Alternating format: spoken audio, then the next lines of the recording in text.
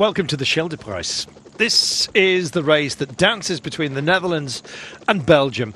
And it started in 1907, so it's been around the block for quite a while. In fact, it's the oldest race in Flanders, would you believe?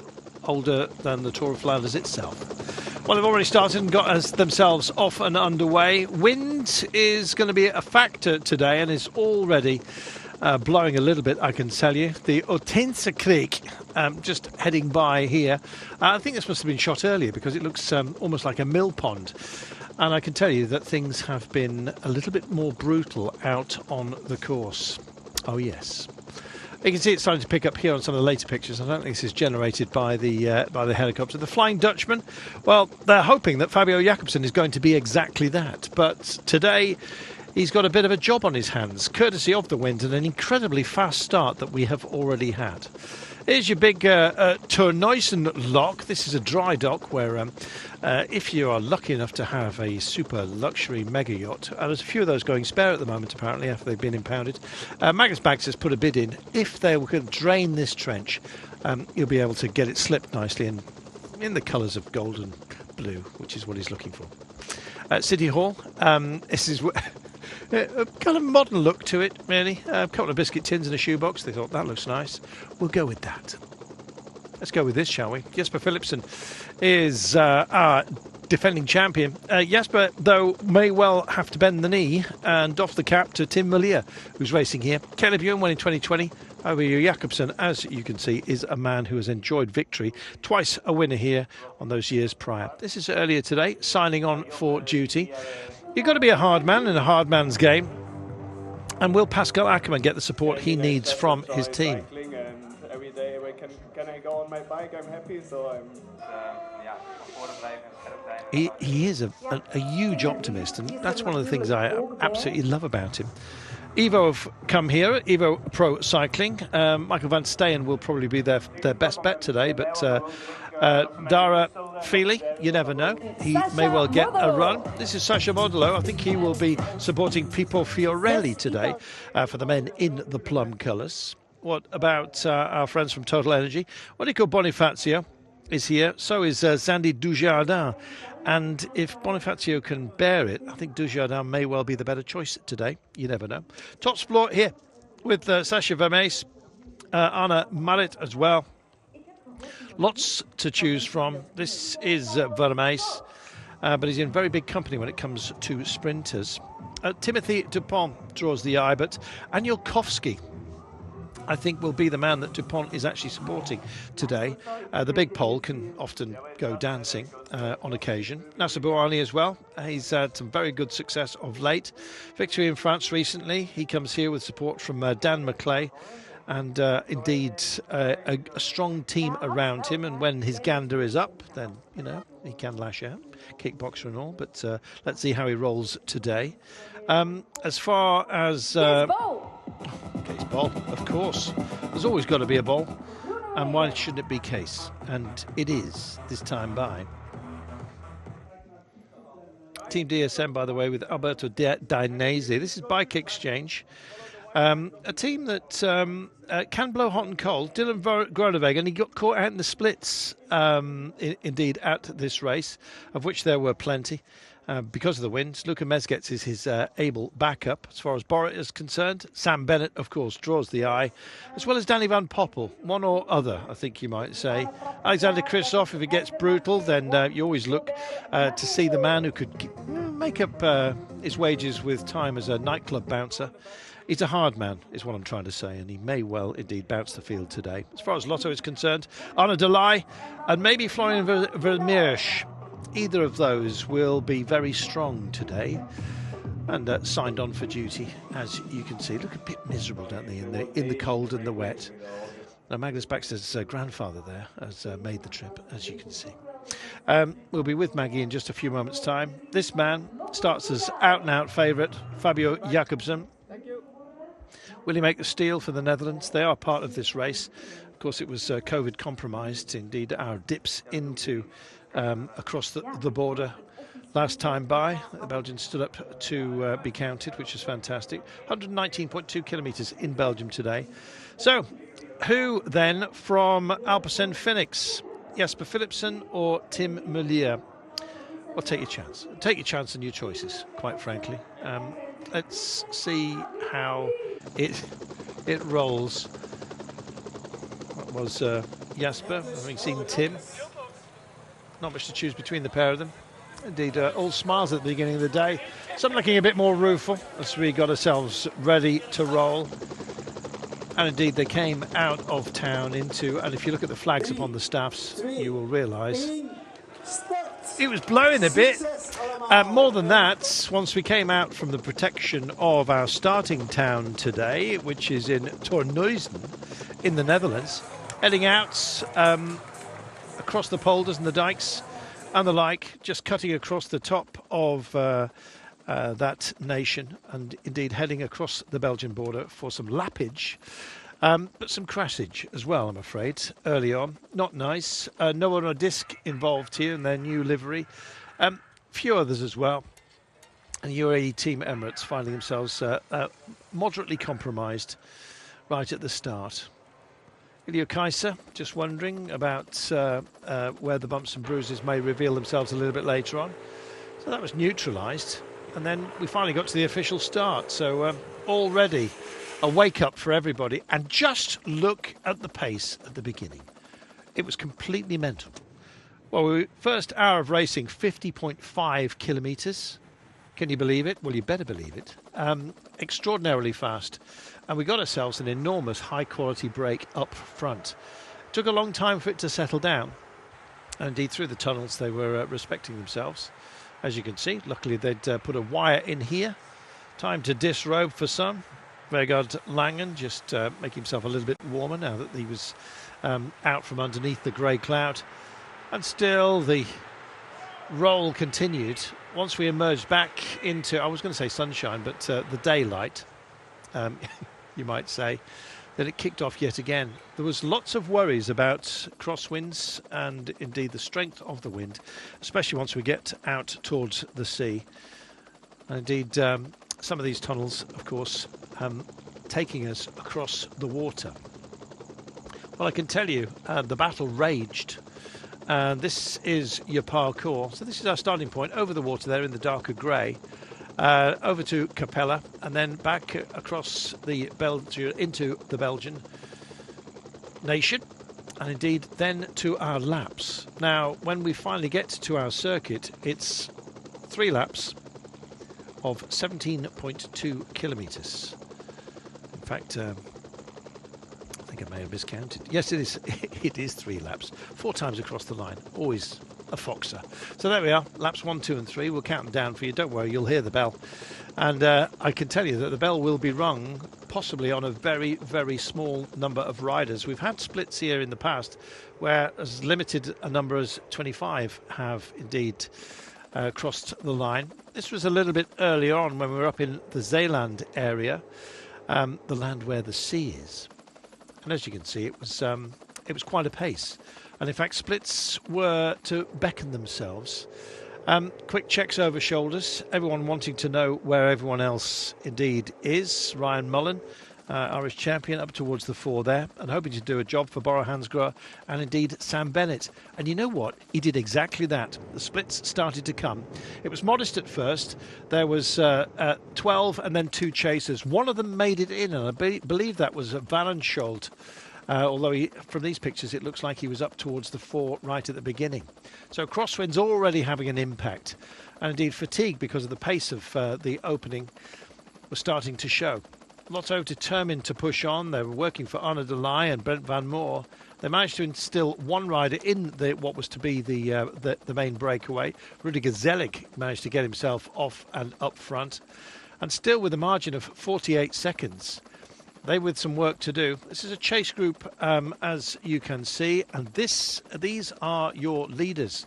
Now, this was as it was forming, I'll remind you. Ryan Mullen doing the great pacing here. Dan McClay just tucked in here, but no Nasser Bouhanni to be seen within this group. And a great work as well by Sam Bennett. Big question, have they put too much into this to form this breakaway? And what about those who are in the chase, desperate to try and join the fun? In the front group, Jasper Philipsen and Tim Merlier, both from Alpecin. Rudiger Zelig from Lotto. Alexander Kristoff up towards the front as well. Sam Bennett, Jordi Meus, Ryan Mullen, Dali van Poppel. So strong showing indeed from the Borough boys. Van Unden and Sam Welsford, both here for DSM. Dylan Turns making the trip for Trek Segafredo. Dan McClay, the aforementioned, and Varenschold. Excellent work. There is a chase as we come into shore, and I imagine there will be some who are feeling pretty sore as well today. Time to bring in Magnus Backstedt, who is joyfully with us throughout today. A man who knows a thing or two about crosswinds. What an amazing push we have here, Magnus. Real strength up front. They're taking a big risk, however, putting their noses in the wind perhaps a little bit more often than those behind. But it's a big question they've asked, and it's having to be answered at the moment by Quick-Step. Well, Quick-Step has clearly missed out on this front group, so they're the ones who really are having to work. But also Lotto Soudal have missed out on that one with Arnaud Dely. And yeah, the chase is definitely going to be on. But this is always the case with crosswinds. You're never quite sure when when it's going to split. So riding near the front, making sure that you're constantly paying attention on wind directions and what other teams are up. And if I was to sort of look down at the number of riders in the front group there and take a punt at who forced this split, it would come down to Bora Hansgrohe having done that. They got a lot of strong riders in there with their sprinter Sam Bennett in it as well. And clearly there's quite a few of the other sort of top fast men who were awake this morning when they turn into the first sort of crosswind section. Alpecin Fenix are there with both of their fast men.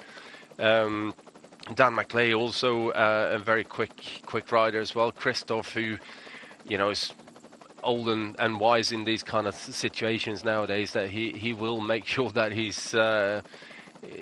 knows where he's supposed to be at what point. So to me it's just at the moment Quick-Step Alpha Vinyl that have missed out on making this front group, and they're having to chase hard behind here. So currently the gap is at about 48 seconds, I believe, from the front group to the Quick-Step Alpha Vinyl group.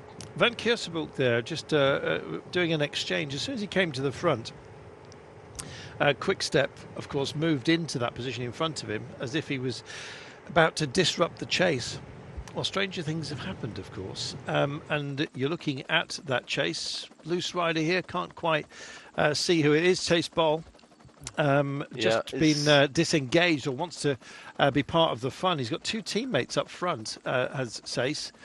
This is the secondary group, I believe, that he's just chasing onto. I may well be wrong. Nice as well to see that... Tyson and the motorcycle as well. So lucky, and the cars just missing him. Oh, my goodness. Went off the side of the road, hit the deck. All credit to the motorcyclist. I think he's ruined his sunglasses. That's the least of his worries. Almost under the wheels of the car as well. Lucky to get away with that. I was just about to say, I believe that Alexander Kristoff has got company here with Gerben Tyson. Well, he did have, Magnus. He didn't. I think that was actually from the second group that he crashed out there. But, just momentary lapse of concentration and just got his front wheel off the edge of the tarmac and got caught out there. And that's never a nice feeling when you're going down like that. But he was very fortunate the motorbike reacted as quick as it did. Yeah, all credit to the motorcycle rider. He's going to need another couple of bins, but I think he has got away with that. Confirmation of the makeup of this group. Nicely, Ed turns up here. You mentioned McClay. He's not declared here. There he is. And Varenschold just on the blower at the moment. Good time trialist actually in his own right, the 22-year-old Norwegian. And Tour of the Fjords came to prominence not that long ago. He was all right in the Coxswainer as well, so he knows this sort of terrain. Wide open plains. Magnus Backstedt, you're not exactly unfamiliar with this either. In fact, you're very close to the finish line, aren't you? Yeah, I'm sat in Belgium actually. I'm about 30 odd kilometres away from the finish. Good man. Feed time here going on, not having the The Mexicanos Frit, which Magnus has just had for lunch. Ed Turns, just getting the refeed going on at the moment. He's sitting in, there he is with the white and the red stripe across his belly. Interesting makeup to this group, Magnus, that we're looking at right now. In fact, that wasn't Ed Turns, that was Dunhola, I think. So we're looking at the secondary group at the moment. A lot of work's had to be done by Fabio Jakobsen, Stibar, Murko and Stein Stales. Missing it and having the favourite on board as part of your number, it doesn't bode well for the efforts you're going to have to put in to catch what is clearly a motivated breakaway. Yeah, well, I don't know if we can classify it as a breakaway when it splits in a 50 crosswind. seconds? I mean, it's definitely a group that's gone up the road. Let's call it that. But it's when you end up on the receiving end of a group like this, that is clearly pushing on, and I think especially seeing as we have so many of the Bora riders, and they're clearly happy to commit to this with a few other riders as well that have got that will to drive this group on the front. It's going to take an awful lot to bring it back, and I think in the crosswinds here, they might not actually manage to do that too well. They're going to have to wait until they hit the final circuits, and that's where I think they might be able to start to make some inroads onto to the group up ahead, because by the time we get to the circuit, it's a little bit more sheltered from the wind. It twists and turns a little bit. We've got a cobblestone section on it as well, and with that, I think we might see that. And obviously, the guys in the front group are going to start to think, "Hang on a minute, we might make this all the way to the finish now. So I've got to save a little bit. I've got to try and be a bit smart and make sure that I've got something left for the finish and try and pull a big result out of this." And with that, we may end up in that position where this group, if they are motivated enough to keep chasing, they might sort of be able to bridge. It's going to be a question of energy management at the moment. The front group, second by second, are extending this lead. When we came to air, it was about 48 seconds. It's now gone up to 1 minute and 10. This is a handsome group, and there'll be cars in the gap before you know it, if they're not already there. In fact, here they are, just arriving up to say, do you fancy anything? What can I offer you? So yeah, they are moving into that gap. It's the team cars then coming up to support with 1 minute and 9, and with that gap failing to be closed by the chasers who you're looking at the moment, the cars are being called through to service those out and up front, and Bora first to go up there. This is a joyful situation for Sam Bennett to be where he needs to be. Danny Van Poppel's also made the trip here, so they've got a question to ask themselves. Danny Van Poppel on good form. Sam still waiting to warm up fully, but it could be indeed on this very day. Let's wait and see. Ryan Mullen just heading it at the moment, wearing the Irish champions jersey, something, of course, that was owned in the past by Sam Bennett. This move by Bora is a brilliant one. Their problem is they've dragged along with them Jasper Philipsen and Tim Malia. The two of the fastest sprinters in the world at the moment. Yeah, they wouldn't have designed that. If they could have chosen, they'd have been in that group as well. Yeah, exactly. And on a day like today, we really cannot discount Alexander Kristoff in a sprint. He's always better when it's been a hard day, and with the crosswinds that we have, everyone is having to ride, everyone is having to take their turn on the front, and it's easier to do that than it is to actually be sat on the wheel trying to have some shelter all the time and make sure that you don't get sort of caught out by anyone really giving you a bit of a squeeze and you then sort of losing the wheel in front of you. So everyone is having to ride, and the more they're having to do that, the more that plays into the hands of Alexander Kristoff, who's just a really powerful, strong rider, and obviously packs a good finish on him as well. But I think it's better when everyone else is sort of have had to work all day. Absolutely right. Christoph, king of the sprint after it's been horrible, horrible weather.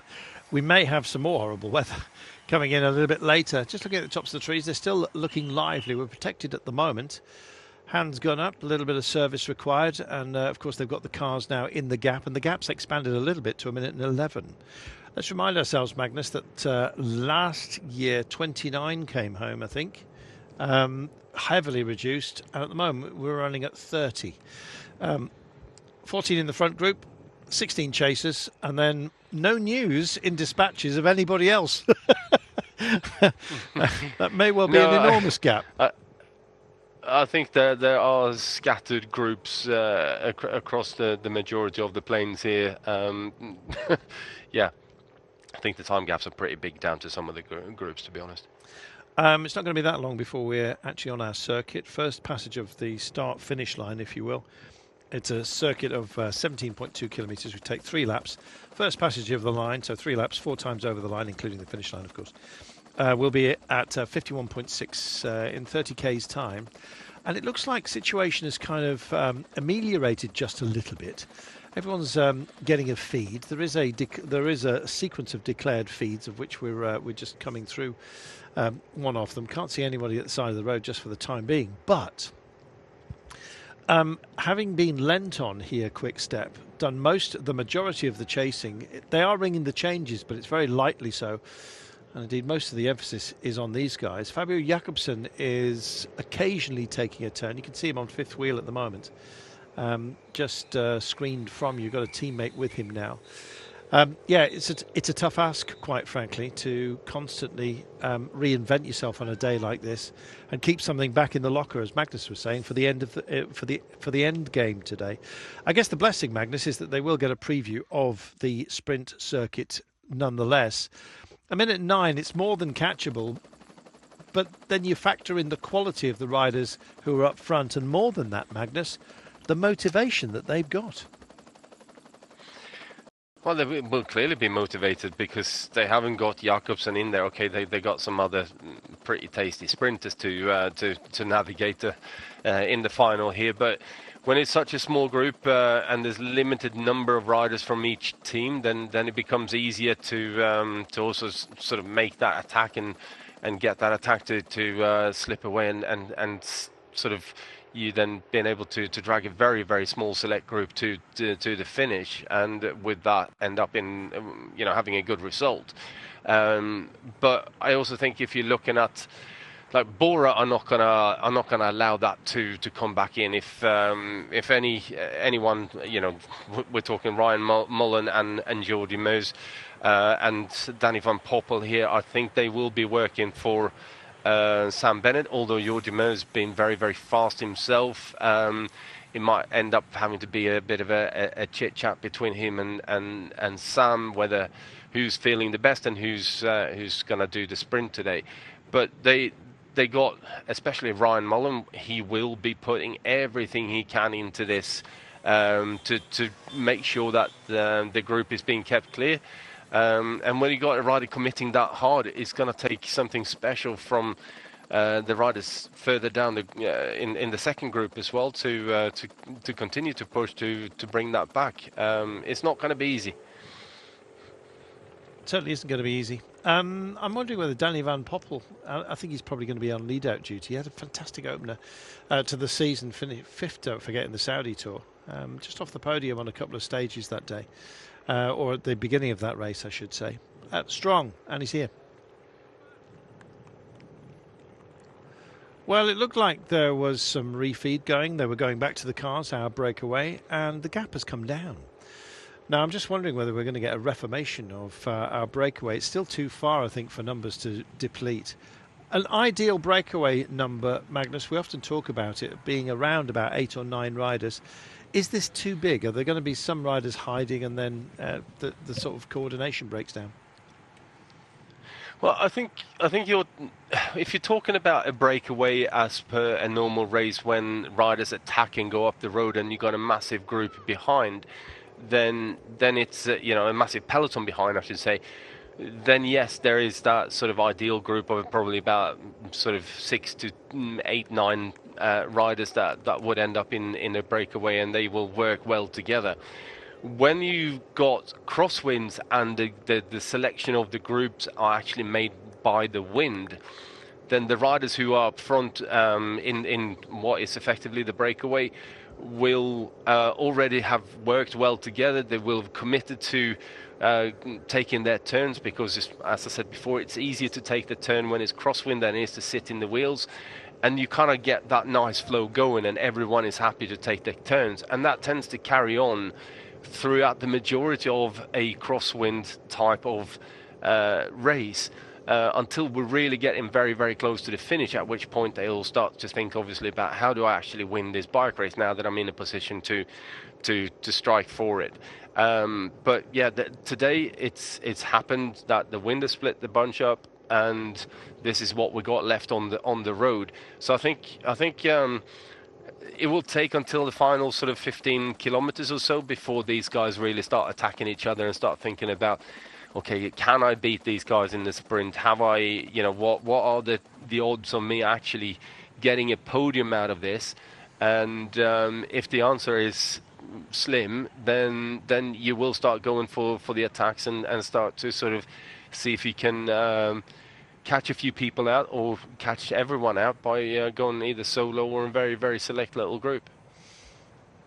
I'm really looking forward to seeing how this one pans out, to be honest, because at the moment it's sort of in the balance, and if it is a balance, a pendulum, it's started to swing to the chase at the moment. But the way that this was established, and quite frankly, when we got up to around about 48 seconds, we're almost back down to that number now. They may well start thinking about calling the cars out. They won't do it just yet, because otherwise you're constantly moving all the vehicles around. But once we get down to about half a minute, 35 seconds, that kind of thing, if indeed that happens, then it'll be a job. First part of the battle plan may well have been completed. Here are the two principals, I think, from the front group, it's fair to say, at the back, and they're on the blower having a chat, wondering about how much work to put in. And we've been talking about energy management, and I think they're displaying it, this group up front, at the moment. So they're almost tempting those behind them to chase into the gap, Magnus. And then you feel like they may well have some more energy preserved a little bit later on to go again. This is energy management being writ large upon the screen at the moment. They've ceded about 15 seconds, but that may be clever working. Yeah, it may be, but we also got to take into account the fact that the cars only just arrived up to this group, and they've been sat out there for quite a long period of time without having any drinks and taking on any more food or anything like that. So they would have been quite happy to see the cars come up, and as soon as you start dropping back to the car, there isn't the same flow in the rotation of the riders in the group, and with that they will have lost a few seconds. But I think over the next 5 kilometers or so, it'd be interesting to see if this gap stabilizes itself, or whether the group behind then is starting to eat into that gap. And also, the last 2 or 3 kilometers here now, we've seen a much sort of stronger commitment from Lotto Soudal and Quick-Step Alpha Vinyl on the front. They're certainly putting more energy into the chase here and keeping it going. That motivation certainly seems to be back with them, doesn't it, Magnus? As you quite rightly say, they will have taken some time to service themselves once the cars came through. Right now, however, just looking at the demeanour of this group, they look to be more motivated. We're back to that sort of 48 seconds margin which we were at when we came to air, just about. We were giving you the preview of everything that had happened. Rolling through nicely. Lotto helping out now with the chase. They do have Rudiger Zelig up front, but it's all about Arnaud Delay for them. Florian Versmerch and Brent Van Moor are here within this group and doing some work. That's from Vermersch, number 27, with the red. So they're exchanging. Suddenly, they've got some allies, Quick-Step, and they're using it, Magnus. Although the response now that everyone's got their handed over their cold weather gear, if there is any to go back into the cars, got the feeds, got the drinks, bouncing around 50 seconds at the moment. It's cat and mouse. It is. And I mean, it's stabilised a little bit around that 50-second mark, but this is going to keep on swinging like this for some time now, and I think we have to wait for the final circuits there to see whether they're going to really be able to bring it back, because it's a small group of a number of riders that are working here in the second group against a very very strong sort of 14-man group up front to keep on rotating. So I would say either they commit 100% and really go all in to try and close this down and do it very quickly. Alternatively, I don't think they're going to make it. I don't think they're going to make it either. It's a long way out to declare that, isn't it, as well? 75 kilometres, but it's the power that's up front, Magnus. I believe in it. Yeah, I believe in it too. And it's usually the case when you get a group going away in the winds like this. And here they are. Nice exchange. Just coming to the fore now. Jasper Philipsen, he rolls off just straight into that void. Ed Turns will be doing his own thing in the white there with the red sash of Trek. Dan McClay, fantastic sprinter in his own right. Probably dialed down a little bit now that he is in the service of Nasser Bouhanni. Today he'll be here to service himself. Helping himself might be Alexander Kristov. Absolutely magnificent when it rains, and he'll be hoping that the 90% chance of rain comes indeed to fruition. Sam Bennett rolling through, suffered a little bit with fatigue so far this year. He came out of the box, if you will, in really fine form at the UAE Tour. Didn't get a win, but runner-up in the opening stage, and then things went sort of quietly in the high ground in particular, and the heat of the UAE went wrong for him. Didn't get the win, but a couple of podiums along the way. Sam did not finish the Droit d'Or, unfortunately, and DNF'd on Paris-Nice. So we're still waiting to see what his credentials are. Last year, we'd have come to this race and gone, Sam Bennett, if it was last year's form, he's your man. But unfortunately, it's just not being functioning at the highest for him. Might be today. You just never know.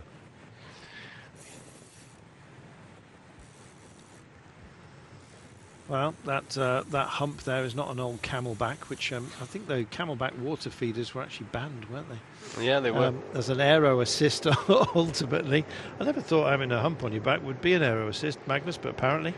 Well, apparently they actually reversed them and had them down the front, which pushed the wind around the body. That was more in time trials than it was on road races. So. A belly bag. Yeah, exactly. I'm wearing one of those at the moment. That's my excuse. 40. I thought there was a reason why you went so quick the other day on the bike. Thanks, mate. That's the way. 40. Checks in the post. 42 seconds is the gap now. They've found time. And this working alliance that you are witnessing right now is doing a fantastic job. Quick Step have got allies. And I guess they were basically saying to everyone else, look, unless you join in, you're not going to be able to join the party at the end. Luka Mezgec as well is also doing his turn, despite the fact he's got no teammates around him. That's in the blue and white there with the blue helmet of a Bike Exchange. Rolling through nicely. So this is a proper concerted chase. And after our predictions a few moments ago, suddenly 39 seconds looks like a tenuous gap. And those cars, when it gets to 30, 35 seconds, will have to be called out of the gap. They have been serviced out front. To what end? We shall wait and see. Jasper Philipsen rings his change, exchanging now. Van Bilsen, who's been very quiet in the drive up front for Cofidis. He comes through, the Belgian. Been a while for him since he's had some spectacular results and too many DNFs this year, but you never know. With so many health compromises that riders and the general population are having to go through at the moment with COVID and the like. It's and coughs and sneezes as well, now that everyone's coming back together, are just rocking through pelotons. A lot of illness. In fact, it's a short roster we've got here, Magnus. Cofidis taking this on with just 5 riders. Likewise, Team UAE Emirates in support of Pascal Ackermann. Yeah, there's still a lot of teams suffering with a lot of illnesses, and also that there are an awful lot of bike races on the calendar that they'd signed up to some time ago, and they need to do more or less triple programs to keep all the riders going. But then when you end up with a real bad spell of illness and injuries, as we've had since the start of Paris-Nice, pretty much, all of a sudden you find yourself really struggling to field riders and actually get enough riders to start the bike race. And yeah, it's been tough for pretty much every team out there. And it's unfortunate because, you know, these races they deserve the respect and to have a full set of riders on the start line, and you kind of need them in races like this, and especially with a crosswind. It's an amazing history to this race, actually. You say that the races have to be honoured, and this race has honoured cycling, hasn't it? It's been around for such a long time. First incarnation of it, 1907. And a lot, I mean, I've heard this title issued many, many times. People talk about this, the Sprinters World Championship. I think many people think that's the Champs-Élysées, quite frankly, at the end of the Tour de France. But of course, you've got to get through the rest of the Tour. It's a very selected number of sprinters to get to do that one. Exactly. So how high up the sprinters' pecking order do you think this race sits? Really high. Top, yeah, really, really high. And it's one of the few, that pretty much everyone has got the legs to finish and to get to the line in, and especially if we don't have the wins that we've had at the start today, and we've ended up with this situation where we got now crosswind splits that have decimated the peloton. I think it's usually a good big bunch sprint that comes to the line. Okay, the circuit there has been somewhat selective in the past, and we've always seen the odd bit of crash. It's quite technical, the final couple of kilometers running in towards the finish, but then that's what the sprint is kind of like. They're used to it, and it is what it is with that. But normally we don't see this type of a split. And looking at that time gap now, they really got themselves together in Group 2, started working down under 30 seconds for the first time. Yeah, cars were called to the side of the road. There's no vehicles in the gap right now, and here we are at the half-minute mark with 69 kilometres to go. They've worked very hard, and they have had to. This is the front group at the moment. Quick checks into others' eyes, I think, on the drift back here by Jasper Philipsen. Just wants to make sure or find out what the makeup of the demeanour of those who are going to have to work. It's going to be straight through to the front to do some more work. They're relaying nicely. This has been a select relay out front. I'm just wondering whether they're going to go pop. For the time being, a lot of riders being screened by those up front, which tells you that there's a gaggle who are prepared to do the driving. And you can see on the faces of those who are making the exchanges here, Magnus, that this is starting to have an impact. The fatigue is starting to show, particularly on the quick-step boys. Not necessarily Jakobsen himself, but Stibar, Morkov, Steinstales. They've done a lot. They have done a lot, and they've had to do this for a long period of time, and now really it's kind of the last big effort to see if they can actually close this down, and they need to do it quickly, or at least get within 10 seconds and see whether Jakobsen can then jump across to the group ahead. But the longer they sit and sort of roll through here with these 6 riders against the 14 guys that are taking turns up front, the more difficult it's going to be for them to actually close this gap down. So a little bit more urgency in the chase, that do or die kind of effort is going to be required here. Well, it's picked up out front as well, as it just bounces to 29 seconds. I just can't help but look at the clock at the moment. Very nicely marshalled, by the way, from the organisers here at the Scheldprijs. They have their own organising committee. So does the group up front at the moment as it bounces to 32 seconds.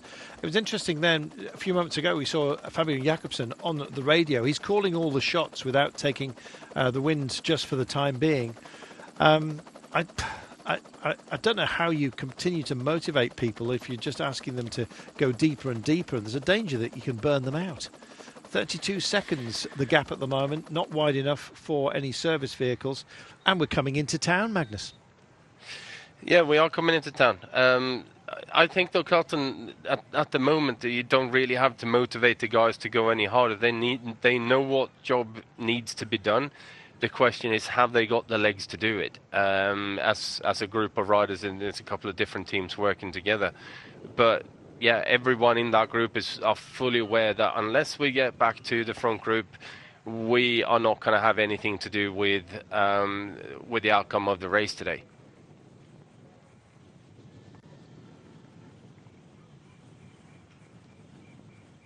It's going to be busy at the finish line.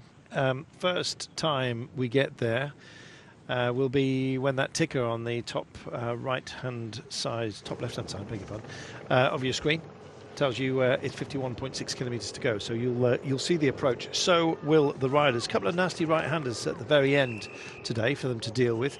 In fact, this was a race that in the past has been accused of being something of a crash fest, and they've dialed in a little bit of safety, it seems, Magnus, with the circuit at the end. It's not arrow straight from a long distance. There's a couple of turns in there.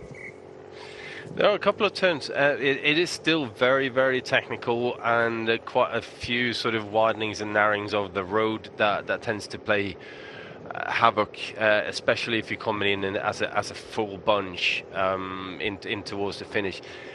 This now, if it goes together, we're looking at about 30 riders with the two groups. I don't think that should be too much to worry about. But then again, saying that, usually, when it comes down to trying to win a bike race, these guys are prepared to take whatever risks necessary, really, to get there. So just because it's less riders doesn't necessarily mean it's going to be safer. But yeah, at least if you sat sort of towards the front of it, it's a lot better than having a 150 rider bunch coming in, because if you're in the 140th wheel there, it's not a particularly nice place to be. Stein's Tails looks like he's suffering a bit. He's just taking off his gabber by the looks of things. 35 seconds now. I'm actually wondering whether the call from Fabio Jakobsen was just to go into a holding pace. But whatever the call was, the gap has expanded just a little bit. And every handful of seconds counts for an awful lot. If they haven't seen any of these guys up front, they're fully aware of where they stand, looking back just for the time being, which suggests that they're motivated to just stay down the road, their mind, if you like, throwing it down the road. Looking at those who are engaged, trying to tag them, this is the front group still. Sam Welsford nearest to us, not exactly hiding at the back, but he and Van Unden.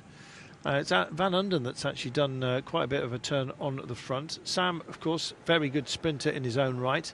The Cocksider finished in fourth place, just off the podium.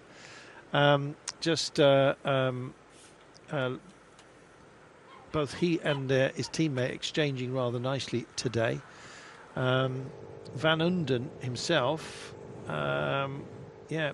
don't forget, in the Tour of Normandy recently, fifth in the GC, so he's a hard man. Took a couple of stages as well, one into the Forges-les-Eaux and the other into Argentan. So there's some proper quality up here, not only the big names. Yes, Philipsen, Merlier, Christophe, probably have to put obviously Sam Bennett up there. But when you start looking at the credentials of those who are also in the front, there's a lot at stake here for these guys. Dan McClay, I think, would love to take a step out of the shadow of Buani as well by being up here. Buani's not in the chase group, so it's not going to be a Buani day, which means that Dan McClay can actually do his own thing. And that must be a gift to somebody who we know is quick, Magnus, but can go fast, faster than perhaps his results will reflect, because of the recent results anyway, because of the supporting role that he's had to be engaged with. Yeah, I agree with that, and Dan is quick. He's also turned out to be a very, very strong rider. So I think he will be quite happy about the situation here, the fact that he gets to ride his own race, and yeah, whether that means he's going to have to sprint against a group of 30 or a group of 14, I guess we'll have to wait and see. At the moment, it's going in the wrong direction again for the Quick Step Alpha Vinyl group here with. Lotto also putting a lot of work into this one and actually it's interesting to see that Luka Meskec is also doing a lot of work in this group. They really wanted that rain gully there, Magnus, for the storm drain. Nice and smooth. Get yourself off the cobbles for a little while and just allow your wrists and your elbows to get a bit of respite. Yeah, I mean, it's a fairly long sector, but it's not too bad in terms of bumpiness. If we compare it to a Paris sector, that's quite an easy one. So I don't think the guys are too worried about whether they're, it's not going to be too uncomfortable to go across that short little sector. And we only got a couple of them. So here's a man who it's more a managed to question master them. It's like, yeah, come on, lad, step up to the mark. It was far tougher in my day. That's what's going on here. It always was. We had narrower tyres. Well, you were the person who gave credibility to the 28s when everyone else was on skinnies. Yeah, I pushed the boat out and went wide. I went for 27s. I think it was that we rode that I rode that year. And the tyre manufacturers and the team basically, more or less thought I was off my head a little bit when I did that. But it turned out to be the best decision I'd done. Much copied still. They're up to 32 mils now. Yeah, exactly. Well, even beyond. What I mean is just going for the broader width. Yep. Yeah, exactly. You started something off there. Not exactly monster tyres, 27s, but these days anyway, as you say. But it was a wise move at the time. Got Magnus a cobble, which in fact is now replicated on his number plate. I have. It just says a cobble. Don't know how I managed it, but well, I do actually. I'd like to think I had a hand in it, but anyway. You did. I blame you entirely. I found the plate for him, and his dear wife bought it for you, I believe, Magnus, for a gift. She did. Nice.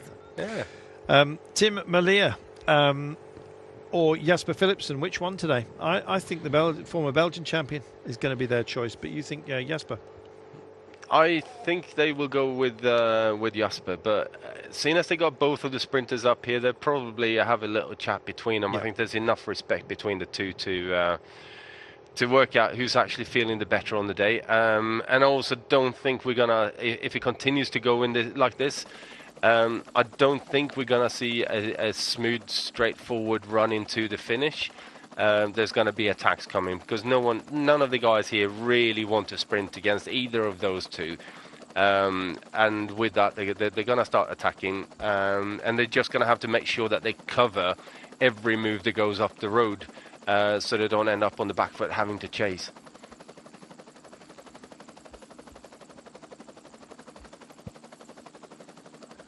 Question for you, Magnus. Did Lotto Soudal take too long to come through to help Quick Step, and now find themselves with an exhausted Quick Step and then having to do too much work themselves? Should they have shared the duty of the chase a little bit earlier?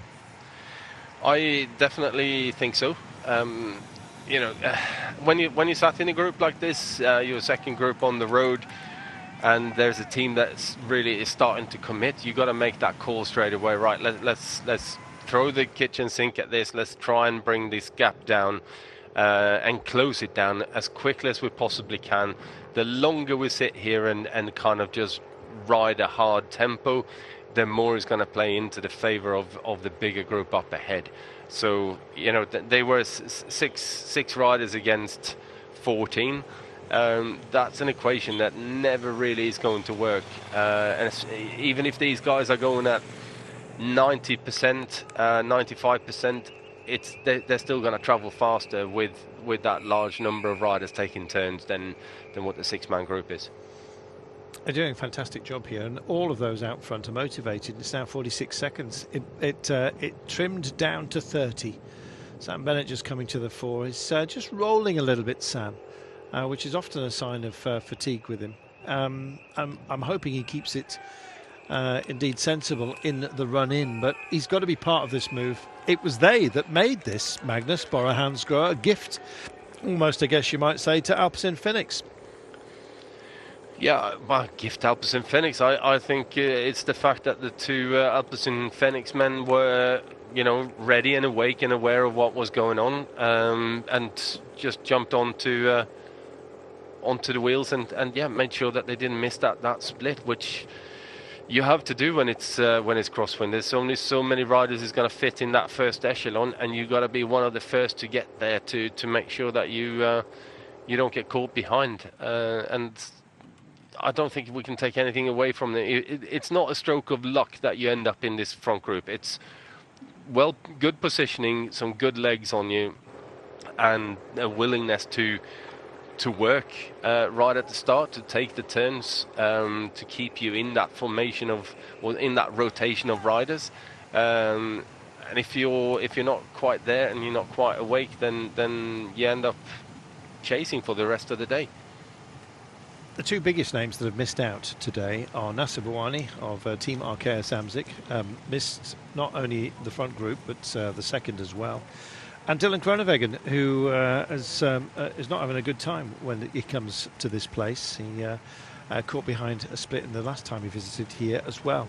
So those out front, Jasper Philipsen and Tim Malia, both of Alpecin Phoenix. Rudy Gazelig, not the first choice for Lotto Soudal, which is why his team are busy chasing. What that's going to do is give Rudy Gazelig some real strength for later on, because he wouldn't be expected to do some turns against his own team who are trying to bridge over, and so he'll be acting as disruptor. Here he is in the red, not taking the front, as you can see, but the exchanges are ringing through, and everyone is talking to each other here, if only operating in sign language. And Ed Tones comes up.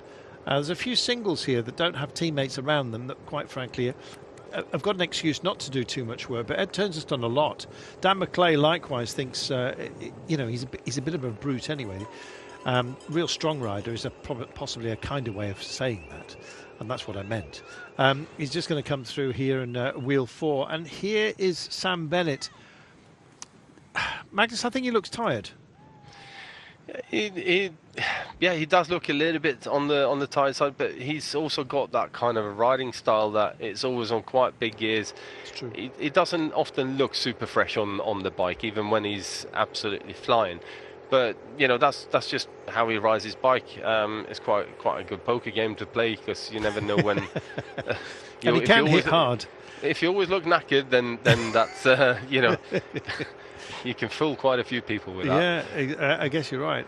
We're 7 kilometres away from our start finish line, essentially. So everything you see from then will be to be repeated on 3 occasions. So just coming down towards the canal, and then heading in. Yeah, Sam started very lively fashion in the UAE. That run to Midinat Zayed at the very beginning, Jasper Philipsen beat him in the sprint, and he was really disappointed, Sam Bennett, not to have got first race, first dibs, victory, and you can understand that. He then went off the boil just a little bit. Not before, of course, having a good Marianne Island stage where he finished in 3rd place. Again, Philipsen taking it ahead of Olaf Koy, who was riding extremely strongly for Jumbo-Visma during that race. And then things went a bit quiet for him, I'm afraid, for Sam. You never know when illness is going to strike as well, and lots of riders have had it, Sam included, and a few others as well. So the Paris-Nice as well, Magnus, had a strange illness that seemed to affect the riders, but none of the support staff. Yeah, it was quite strange that in a way, but from what I understand, speaking to a few of the teams, there's been a lot of support staff ill as well. No one seems to have escaped this, but obviously the riders are far more fragile with their immune system than the support staff will be, considering that they're doing all the big hours on the bike, and they're running them on that sort of fine line between healthy and illness all the time, pretty much, and with that, as soon as there's something that starts going within the peloton, or it's difficult to stay away from it. But yeah, it is what it is, and hopefully they'll all get through it, and everyone who's had it will obviously build some form of immune system back up again after having been more or less isolated for 2 years and in these sort of clinically clean bubbles all the time, and no one had even been, well, the closest they'd been to each other was rubbing shoulders in the middle of a sprint. I guess so. A few moments ago, I don't know if you saw it, Ryan Mullen gave one of the DSM boys an almighty shove up the backside, as if to say, get up to the front and do some work. So a little bit of, not friction, but discord, just raining down upon the front group at the moment. They've got a modest 40 seconds advantage. First check over the shoulder I've seen, this time from Jesper Phillips on a wide open highway. You're likely to see that. But yeah, maybe you're going to see this moment here. Here it is. Ready? Go and do some work. I love that. Magnus, Ryan Mullen couldn't have made it clearer. Not really, no. Incidentally, he rolled up to the front, and then as soon as he got there, he just backed out. Well, no shame in preserving your energies, I guess you might say, but, but clearly there is occasion when those who you're sharing the duty with, compatriots can indeed be applied, that word, to those you share a task with. So your compatriots can be workmates. So I guess you might say that Ryan Mullen there was was trying to encourage those around him to do the same level of work, indeed, that Bora have put into this today. It keeps bouncing around 40, 43 seconds. Every time it starts to nudge down into the late 30s, I begin to have hope for the chasers here, but they're starting to look like they're flagging, quite frankly. A little while ago, Lotto took themselves not exactly a break, but they weren't doing the majority of the work up front and were leaning on Quick Step again. And we're starting to see a little bit of pickup here. Likewise, this is Søren Van Schold at the back of this group, and it looks like fatigue is starting to rein in, and they're kicking on out front, and it looks like the passengers may well be falling out the back here, Magnus. Yeah, I was looking there trying to see whether he'd punctured or something, but it doesn't seem like that's the case. He's still going around these corners the way he should. I think, yeah, his tank is running on empty, a little bit of cramp as well maybe, and that's unfortunate because he's in such a good position there to pull off a big ride. Here he is, and just drifting to the side of the road, almost squeezing out some of those around him. This is not a statement at all. That's Rudy Gazelic just saying, "No, you've got to be kidding. I'm not guiding anyone up front. I've got teammates trying to bridge over to us. To hell with it." And you saw Van Bilsen there of Cofidis looking at him saying, "Come on, are you coming through?" Nope. And that was the end of Søren Van Schold, I'm afraid. So it's a depleted number. We're down to 13 up front. Still a handsome number, especially when you look at the roster. And here are these names, Magnus. All of them are good. They are all very good. Very, very good. Philipsen, Merlier, Selig, Christoph, Bennett, Jordi Meus, Ryan Mullen, Van Poppel, Van Bilsen, Van Uden, Welsford, Turns and McClay. Look at the gap. Nearly nudging up towards the 50-second margin. They'll be calling the cars in the gap in a moment again, and that's going to be a heartbreak for the chase, Magnus. As soon as that happens, you know that your duties are becoming ever more difficult. Well, I'm pretty sure that the guys in the second group know that they're continuing to lose time on this front group here. And I think also, we said about Sam not looking so fresh on the bike, basically looking by the faces that he's pulling. He's not finding this all that comfortable today. So no. I think they're going to have to go with, Van Poppel or Meus for the sprint today, I think. I think you're right. I actually thought at the top of the show it would be Van Poppel. He had a very good Saudi tour. He looked quick and sharp. Then DNF'd in Gent-Wevelgem and E3 Saxo-Bank. Not quite sure whether it was illness. If it is, then he was back. At the Ronde, don't forget, Flanders himself. Top 20 there, 16th place. That was very creditable. So he's got some strength in the legs. He's done some hours on the bike. And you know what they say in the pilot circles, hours are what counts. And let us wait and see if he flies home today. I think it might be, you reckon Jordi Meus may well be their choice. Again, Paris-Bourges went his way, let's remember, last year. He's a quality athlete, but I still think Van Poppel would get the nod. But Magnus, you never know after a day like this with all the efforts that they've had to put in, and Sam is rocking all over the bike at the moment. Yeah. Not that long ago, I think Ryan Mullen went back to try and guide him back in. He's acting as wheel guard just for the time being. He's having a look at Sam. 48 seconds, pace is relentless, rain's coming down. It's just starting, and this is the collect of Warenschold by the chase, but the chase is now drifting back towards the 50-second margin with 51 kilometres to go. Magnus, this is our start-finish line. It's actually 51.6 at this point. 3 laps remaining, so from now on in, Magnus, what you see is what you get for 3 laps. It is. This really quite difficult technical run into the finish line. It's so easy to go to open up the sprint too far or too late with the way that this finish line is positioned. So no doubt the guys are going to have a good little look at that and try and spot the moment when they want to go.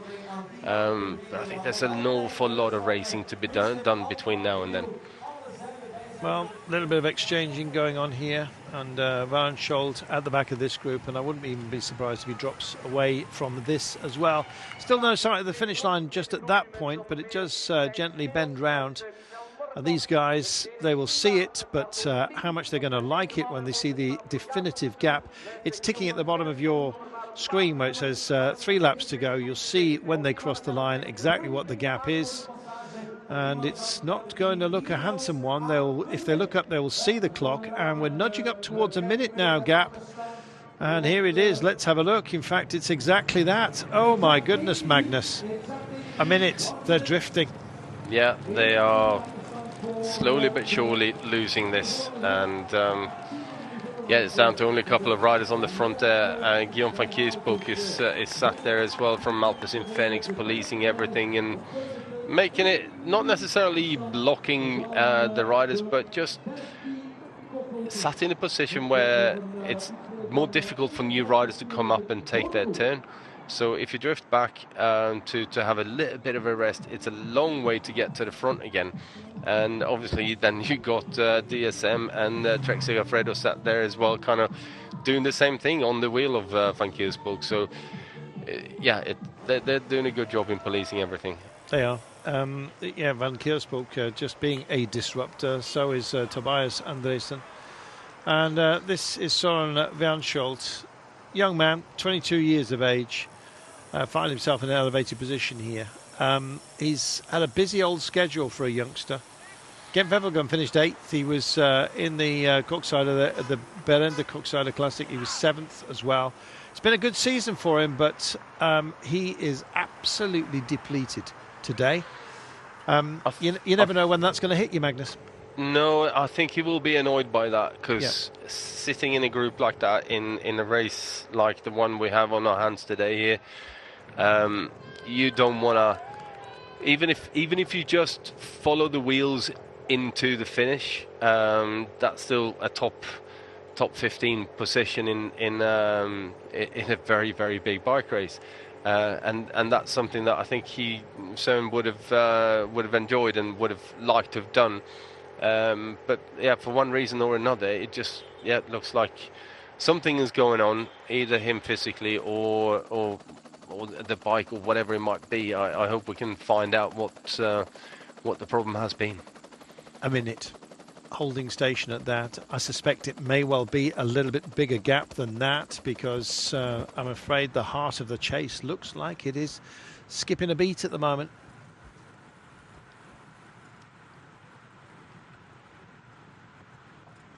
"49 kilometres from home into the Parkland area." This is our circuit we're dealing with. Keeping their feeds up. They'll have service from the cars once again shortly, but why not take it on now? Those in the front group. Meanwhile, those behind here, this is Andresen, just taking on a little bit of sustenance. Back here, Christoph doing a job. How hard does he want to make today? Well, he won't want to deplete his resources by himself physically making it tough, but the wind has dropped. Very much a character of the beginning of the day, as we come and put the Kajkoit Castle Magnus, you've done a great job with this, especially the Thanks. lead work. Yeah. Impressive. I mowed the lawn this morning as well. Tell you what, that'd take a bit, wouldn't it? Where's the tractor? 48 kilometres to go.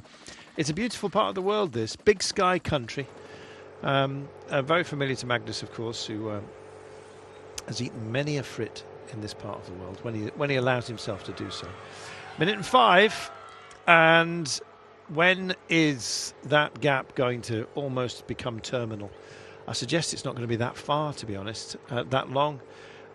If we have 13 coming in all the way, they could start cat and mousing, and we've seen how dangerous that is to engage with in the Tour of Flanders, Magnus. Yeah, I mean that was that was a spectacular finish. That was. I don't think we will see something quite like that today. These guys. I think Quickstep Alpha and Vinyl will continue to ride. They will have to continue to ride because they have missed out here today in quite a spectacular fashion. And not something that we're used to seeing them do, especially when it is a crosswind race. So it's almost they'll almost end up on that sort of punishment sort of ride to keep this going all the way to the line now, which is it's unfortunate that we've ended up they've ended up like this, and they seem to be one of the teams that have really been hit the hardest by this. Illness, whatever's going on in the bunch, and really are struggling at the moment. We're not used to seeing them struggle the way that they are. But then again, they're doing well in other parts of the world at the moment. Yep. Niels Pollitt's got a great ride, hasn't he? Because he's in the second group. He's got his entire team up ahead of him. So his duties he's off duty. He's been back to the car. He's got himself a rice ball covered in honey. Apparently that's his favourite. And he's just thinking, wow, this is fantastic. I'm out of the wind here in the chase. Everyone else got to do it. And I get to celebrate with my team at the end, potentially. Wow. I think he would have preferred to be up here, to be honest. Of course. It's what he does. It's what he loves. It's what he's good at. But, he just happens to be at the back at the moment. So playing catch-up, as indeed our club pro here, Ryan Mullen, having a look over. And, Ryan just... is he going to hand over some more energy here to Sam Welsford? No. No, I don't think so. Do you know, I noticed that Matthias Buckley is actually part of the Beat Cycling team today. It was a shame, actually, they didn't make any of the front groups. Buckley, a great track rider, good six-day man as well. And I always love to see the six-day boys coming and having a go at the road. He rides for Beat Cycling. We often see him in the velodromes. And, of course, we'll be enjoying our track cycling again as the season progresses. But hey, Magnus, top topiary, you did a good job with the secateurs there, mate. Yeah, that was a busy morning. Yeah, nicely trimmed, mate. 45 kilometres from home. It's 1:13. Do you want to have a little lottery as to what the gap might be? Second passage over the finish line. I think minute and a half. I was going to say minute 20. There we are. And there go the cars. That's the heartbreak. And watch this gap now when those who are going to service those up front, you can already see heads just starting to dip a little bit here. A peep of the horns. It's almost a tease for these guys, I'm afraid. Good work there by the race director just to hold up momentarily the other cars coming through, just in case a rider had drifted over to the right-hand side of that street furniture, just holding them up, saying don't dare go through just for the time being. They're chomping at the bit, and finally they get the release on a safer part of the road. That's good work, and you expect that level of marshalling at this level of racing, and especially in this nation. Yeah, and I'd expect that level of understanding from the sport directors as well to know when it's safe and not safe to exactly to move up. Well, it was them. It was their. It was the sports director's car, I believe. We're spoilt really when we race in Belgium, because they're so adept at accommodating cycling. In fact, they stepped into the breach a couple of times last year, didn't they, Magnus, when They were engaged with races that should have actually drifted into Luxembourg, into the Netherlands, and they just picked up, said, "Yep, it's okay, we can do it." At the very last moment, they were able to, with the cooperation of the local authorities, just accommodate bike racing. We love them for it. Yeah, we do. It is a bike mad country, and you know, how they accommodate all these races is spectacular, and especially, like you said, when if you go out and train in the area around here, any weekend, you'll struggle to not come across a bike race in some little whatever village that you're riding through. There's usually something going on, and you know that it's phenomenal to see. Well, Fabio Jakobsen comes to the fore. He's been calling the shots for his team, but I'm afraid they have burnt their resources at the moment. We may have been a slightly pessimistic, or I may have been, saying that the gap will be a minute and a half when we cross the start-finish line of our laps, which we're on at the moment. Rudy Gazelik's having a good old time of things because he's in the front group.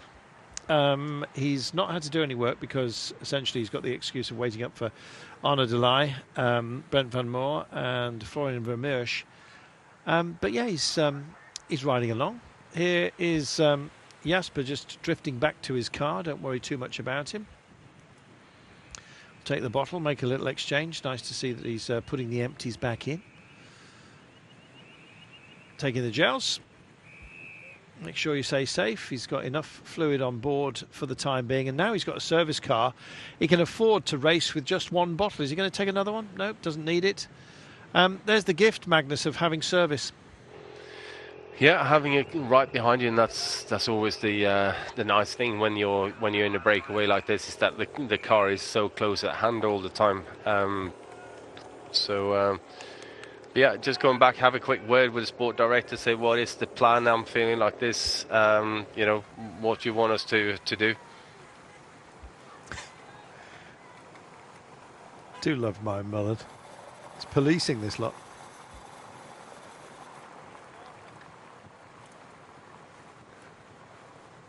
Well, there was a no there. If he'd have said Ryan Guinness, he'd probably said, "Go on then."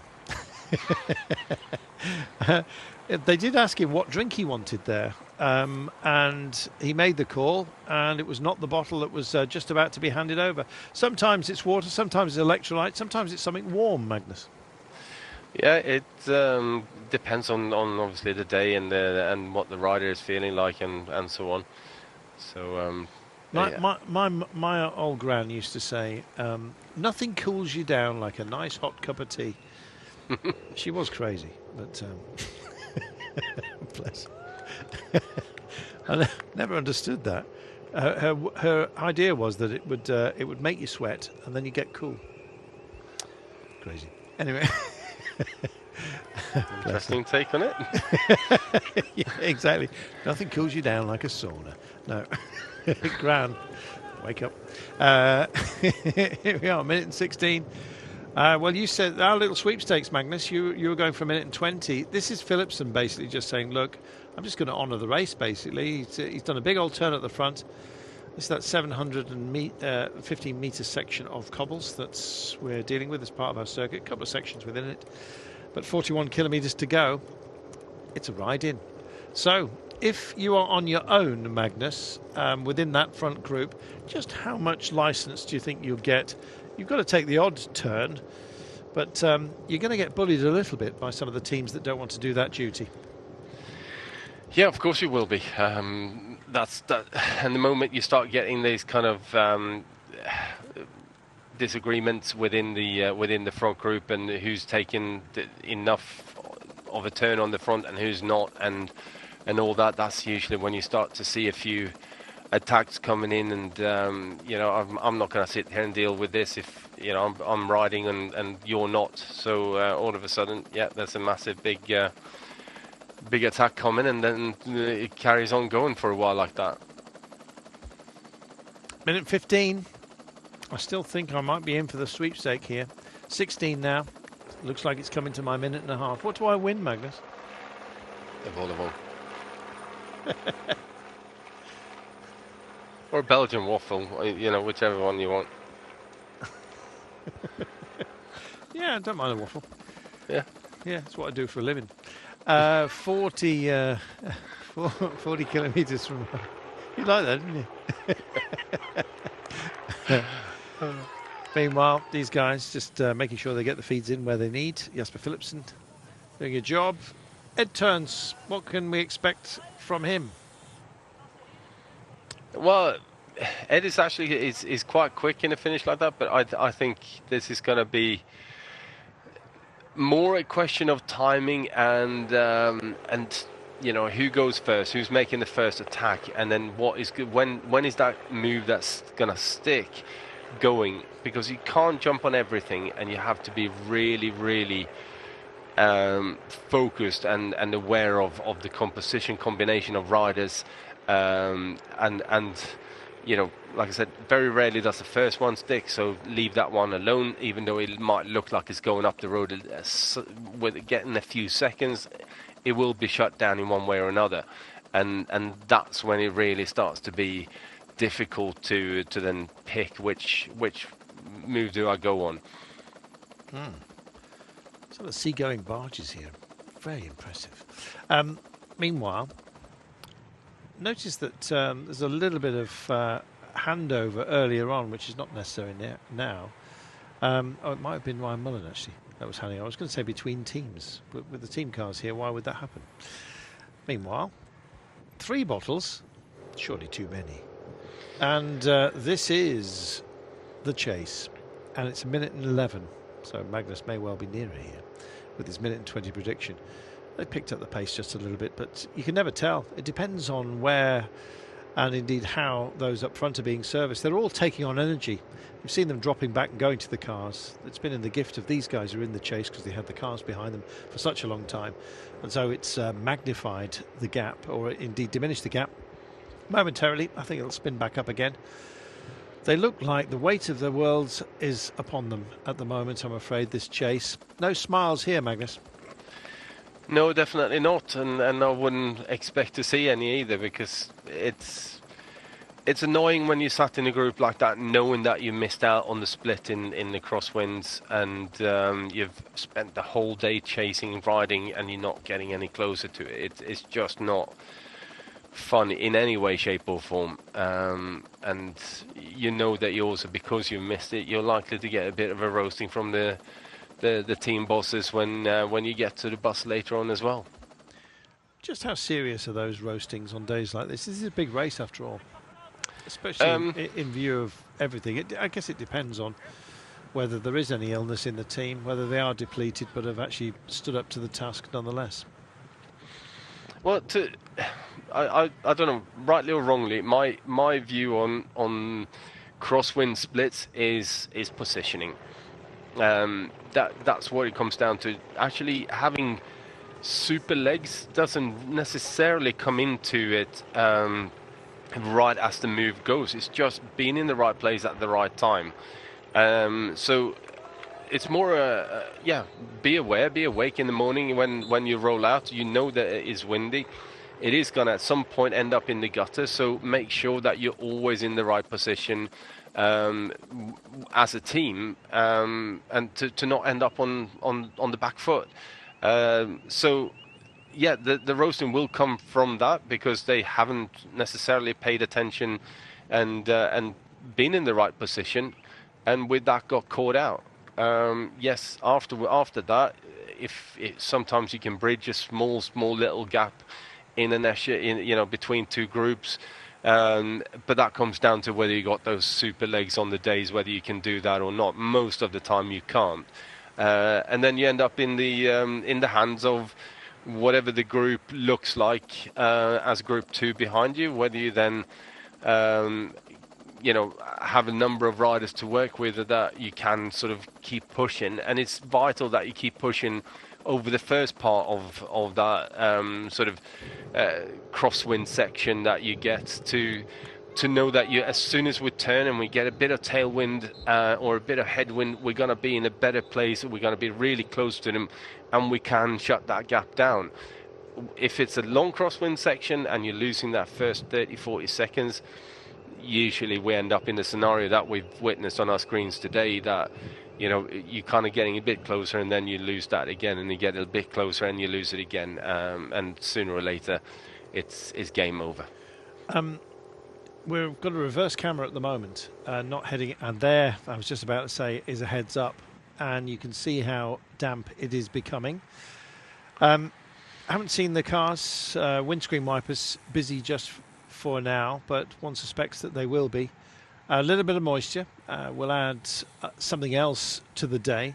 Thankfully, the paint that they use these days has a bit more grip about it. It used to be quite sheer and was quite nasty, but they're giving a lot of respect to the corners here, as you can see. Road dampening up. This makes for just another element. Just looking to see if the wheels of the riders are starting to describe any lines upon the surface. Not happening just for the time being, but I suspect it may well reasonably soon. Here's Sam Bennett. We're a bit worried that he might be just a little bit fatigued today, but then he can suddenly snap back and do something spectacular. This is Tim Malia. For me, he looks the freshest of all of those out front at the moment, even more so than Jasper Philipsen. I don't know whether Jasper went back to the car, took himself his bottles, selected his drink and the rest, and then got some bad news that it was Tim Malia's day today. Not sure. But ever since he went back to the car, Jasper Philipsen has looked quite serious. And Tim Malia is at the back and is being favoured. And it looks like Jasper Philipsen is doing the turns on the front and allowing Tim Malia to sit in a bit. Yeah, I mean... Here's Tim now at the back. He is at the back here now. I don't know if it's been sat there for too long. I think it's too early to start playing that game of you sit on, I do the work. And I definitely wouldn't do that in this type of a group. When you know that the attacks are going to come, you know that you got at least, well, you got 4 of the Bora Hansgrohe riders who are, ready to have a go at this, and I think there will be a few attacks, and there's plenty of other riders who are not going to want to take this to a finish, a sprint, I'd say, with the 2 Alpecin Fenix riders in there. So the fresher both of you are, the better it's going to be. Well, at the moment, on the front is Jasper Philipsen. He dropped back about 6 places last turn and then has rolled through to take another one. All the while, Tim Malia has been at the back. Now then, let's have a look. Big look into the eyes. Jordi Meus wants to know what's going on back here. I want to see how long Jasper Philipsen's turn is, and I think this will be a big statement for us. He's actually doing, to my mind anyway, quite a bit of work for the time being. Out the saddle they come. Nobody wants a secondary split here. Ryan Mullen just stretching himself. He's got Sam Bennett on his back wheel. Ryan Mullen, the Irish champion. You can see the white jersey there with the green sash across the breast. And the little exchanges are rolling right now. Let's see where Philipsen ends up on this exchange. He's in that ball of riders at the front at the moment, with Malia wearing the former Belgian champions bands upon his jersey, just at the back for the time being. They're coming together now. See what's exchanged between them. Well, nothing too much. Little warning that there's a pickup here, a little bump in the road, and we will cross the line, and then we're going to get our clock, which will decide who buys the Volivon tonight, me or indeed Magnus Backstedt. Clock's rolling. I said 1:30, Magnus said 1:20, and here they come. Or indeed, we will wait to see our chasers in a moment. This is just the exit on our circuit, just underneath the public library, you'll be pleased to know.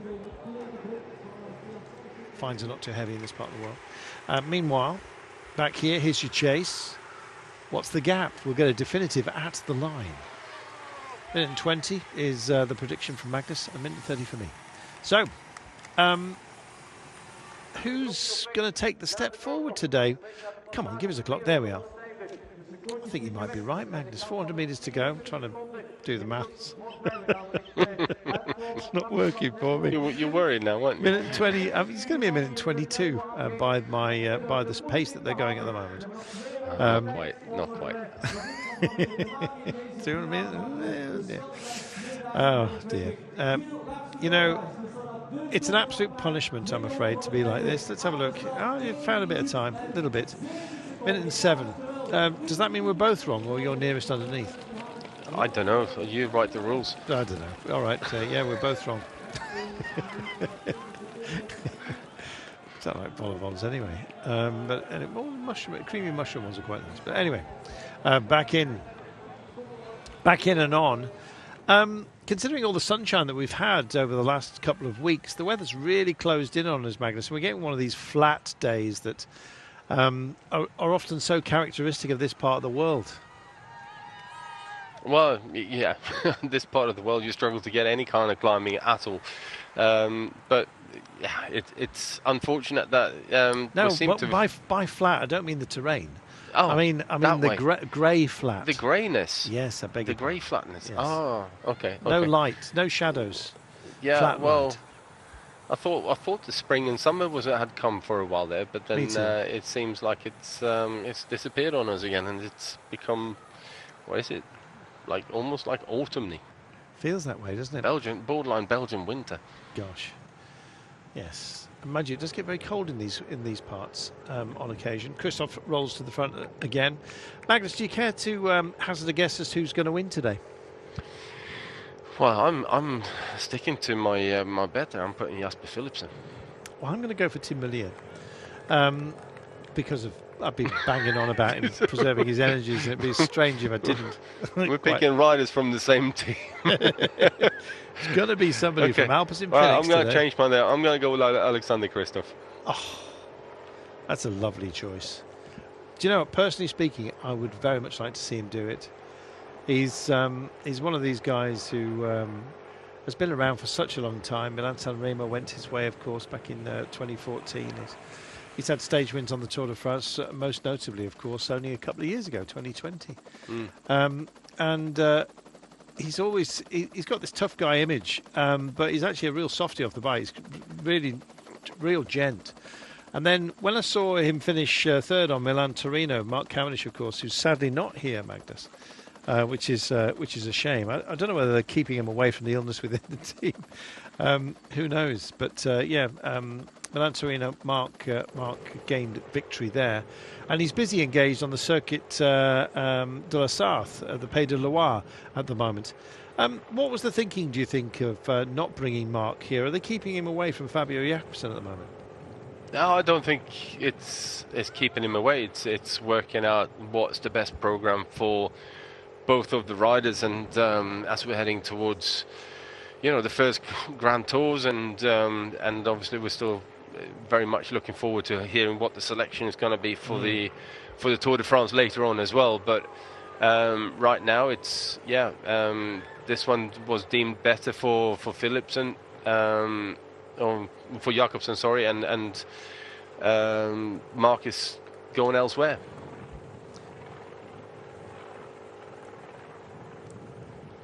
Ryan Mullen raises the hand, and Jasper Philipsen doing a lot of work today. I think he's doing more than Tim Merlier, which, unless Tim is not feeling too good, but I think the Belgian champion looks fresh and purposeful. At the back again, and once more, Jasper Philipsen is on the front. I haven't seen Tim Merlier do too much of a turn up there. He's doing enough, but here he is back with Ryan Mullen, who's really in bullying mode at the moment. Oh dear. Has Ryan done a job? Is that it? Is he just drifting off the back here? Let's have a look. He just picks it up. He's going back to the car, and again he was just haranguing Sam Welsford. We shall wait and see. Just seeding a few bike lengths, waiting for the car to come up. Here it is, giving it building a bit of safety. Which window is he going to? Driver's side. Yeah. Has there ever been a move to get right-hand drive vehicles so that this handover could be more efficient? Or, I mean, it's a lot of work to be doing as a DS, driving the car, handing out the bottles on the radio. I think it's too much. Well, it is a lot of work for the DS, and a lot of the bigger races you don't actually end up doing that work. You got a driver and the sport director effectively, and yes, the driver is usually another sport director, so you have two brains working within the car. But more often than not, on the smaller races, you just haven't got the manpower to, as a team, to have double DSs in the car. And whether it's a left-hand drive or a right-hand drive car, honestly, it doesn't make any difference at all, because there's nobody else up front. Well, it depends on which side of the bunch you drop out on, whether you're going to have to make the switch over to the right-hand side to speak to the sport director, or to the left-hand side. So that makes no difference really.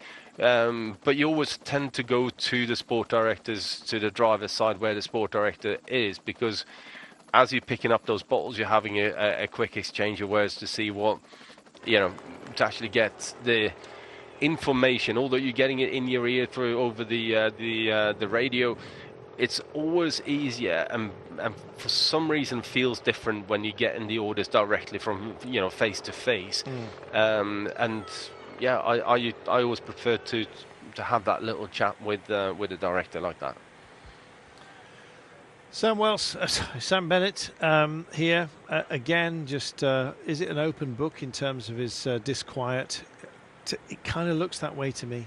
Doesn't look like he's in the happiest of places. Just passed by Armaloo Castle, which I guess, if you're going to use the loo and you're wearing armour, that's the place to go. 28 kilometres from home, minute and 28. Gosh, it's heading down to that 90-second margin, isn't it? What's your thoughts on Sam? He doesn't look happy. No, it looks like he's labouring a bit in that group there now. But then it has been a hard day. I know Sam, when he's on his best form, is usually not adverse to having a day like this, and he's always strong and can ride a day like this and still be there at the finish and battle for the win. But for some reason, and I don't know whether he's had a bout of illness or what's going on.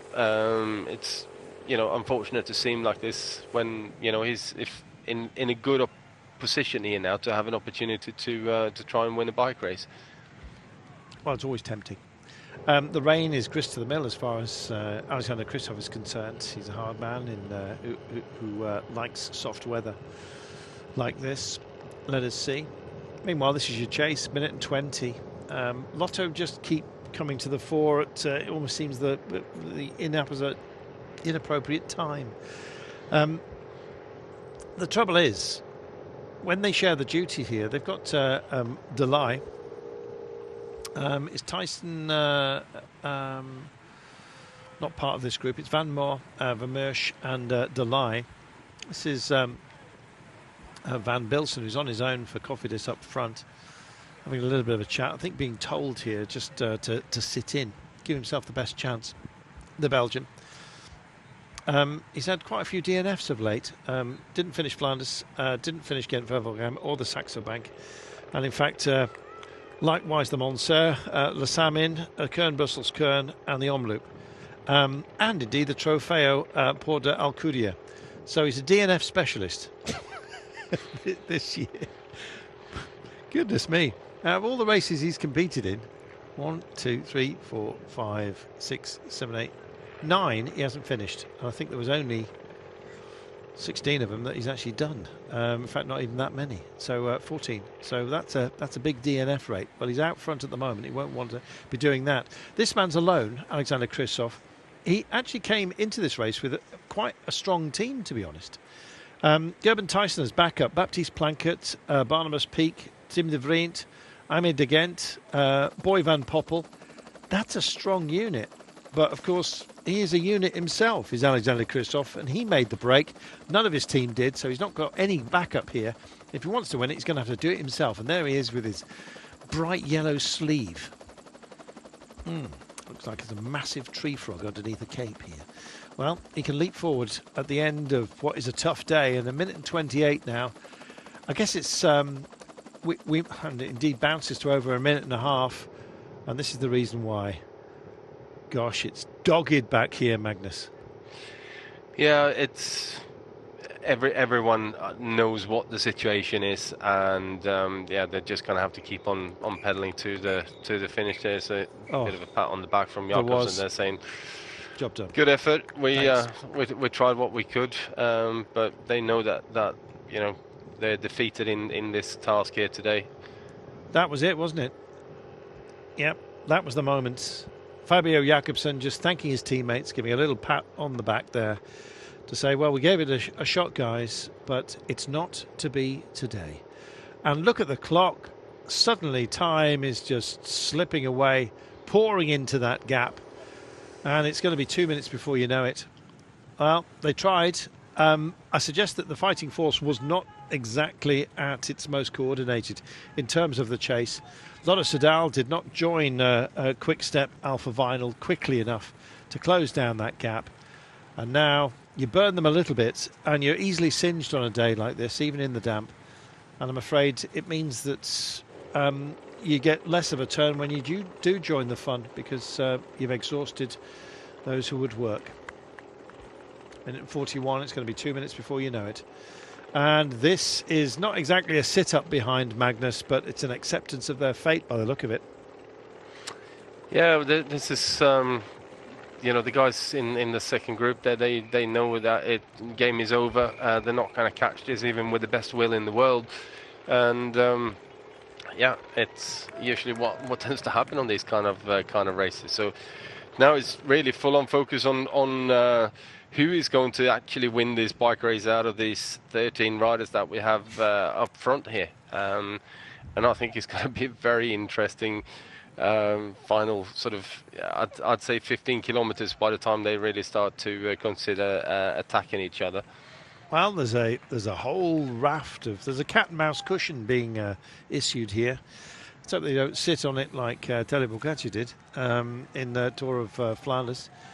But you never know. There's the Broekstraat, 650 metres of cobbles. I imagine it might be a little bit more committed the next time they come by here. But it could be that we go cat and mouse to, I don't know, even getting on to 2Ks out, Magnus. Depends on how strong your legs are, how many teammates you've got around you, and what your belief is at the end of a very, very difficult day. And I think your pick of Alexander Kristof's looking like a very good one. Yeah, I firmly believe that we're gonna see a few big attacks here to try and shrink this group down to get a smaller composition of riders that go clear, and especially you know, the Bora riders are going to want that to happen, because you know, against Philipsen and Merlier, I think they're coming up second best today. Especially if we take it into a pure sprint. If one of the two Alpecin Phoenix riders decides that they're going to do the lead out for the other, I think it will be, you know, it'll be difficult for anyone to beat them. Even, you know, the likes of Jordi Meus or Van Poppel or even Alexander Kristoff. I really think it's going to be very, very difficult. So I reckon we're going to see some big attacks coming and try and get that group down to 4 or 5 man group, and then take it to the finish and hope that you got the right composition of guys there, that you can at least beat a couple of them and end up on the podium. 23 kilometres to go. Minute 58. Oh, it's really bounced very quickly. And so we have a definitive 13 riders up front, from whom we should find our winner today. The chase has been a brave one, put up by Quick Step Alpha Vinyl, but Fabio Jakobsen has indeed decided to not burn his troops down to the ground in these damp conditions. They're not going to find 2 minutes and 23 kilometres. In fact, we're going to hear the bell shortly as these guys cross the start-finish line, announcing 1 lap to go, 17.2 kilometres, some of which will be taken at pace. How late that pace is injected, anybody's guess. You're going to have to stay here to find out. But this is getting fascinating now, Magnus. We said it was about energy preservation, didn't we? They've done a great job. Well, we've lost Magnus. Oh, well, we will try and retrieve Magnus as quickly as possible. Yeah, I'm back on. I just had a bit of a glitch there going on with That's all right. with the system. Hey, I think you're back with us. Sorry. yeah, that's good. I think the fact that we got almost 2 minutes here now, the guys up here would have been told that they got that gap and they can start to sort of relax a little bit and start to try and conserve some energy. Play those games that you tend to do and try and miss a couple of turns here and there and so on.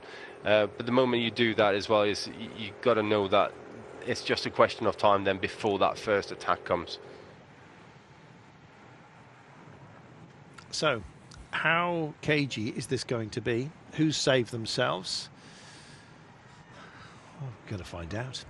Underneath some of the big infrastructure that characterises this part of the world, it's brutal, of course, throughout all of Flanders Fields during the First World War, so it explains a lot of the modernity. Second World War as well was quite challenging.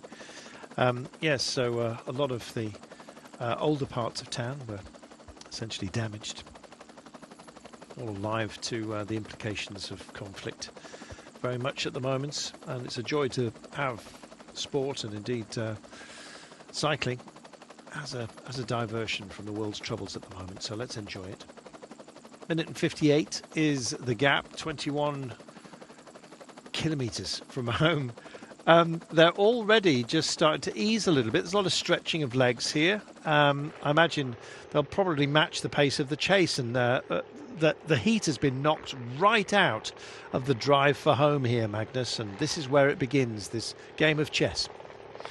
Yeah, it is a game of chess, especially like we said, they got 2 minutes now. They know that they're not going to get caught. Even if the guys behind decided that they're going to start chasing again, that message will be relayed up to these guys pretty quickly, and they would sort of kick back into, okay, we're going to have to keep on pushing to make it to the finish and staying clear of the second group. But the way it is right now, all they need to think about is how can I win this bike race now, and how can I do that in the best possible way. But I always find that when it starts to be slowed down like it is now, and riders are stretching out, they're looking at each other, they're trying to miss turns and so on, sooner or later that these kind of little silly gaps that have been just let by a teammate, all of a sudden something like that sticks and it all kicks off.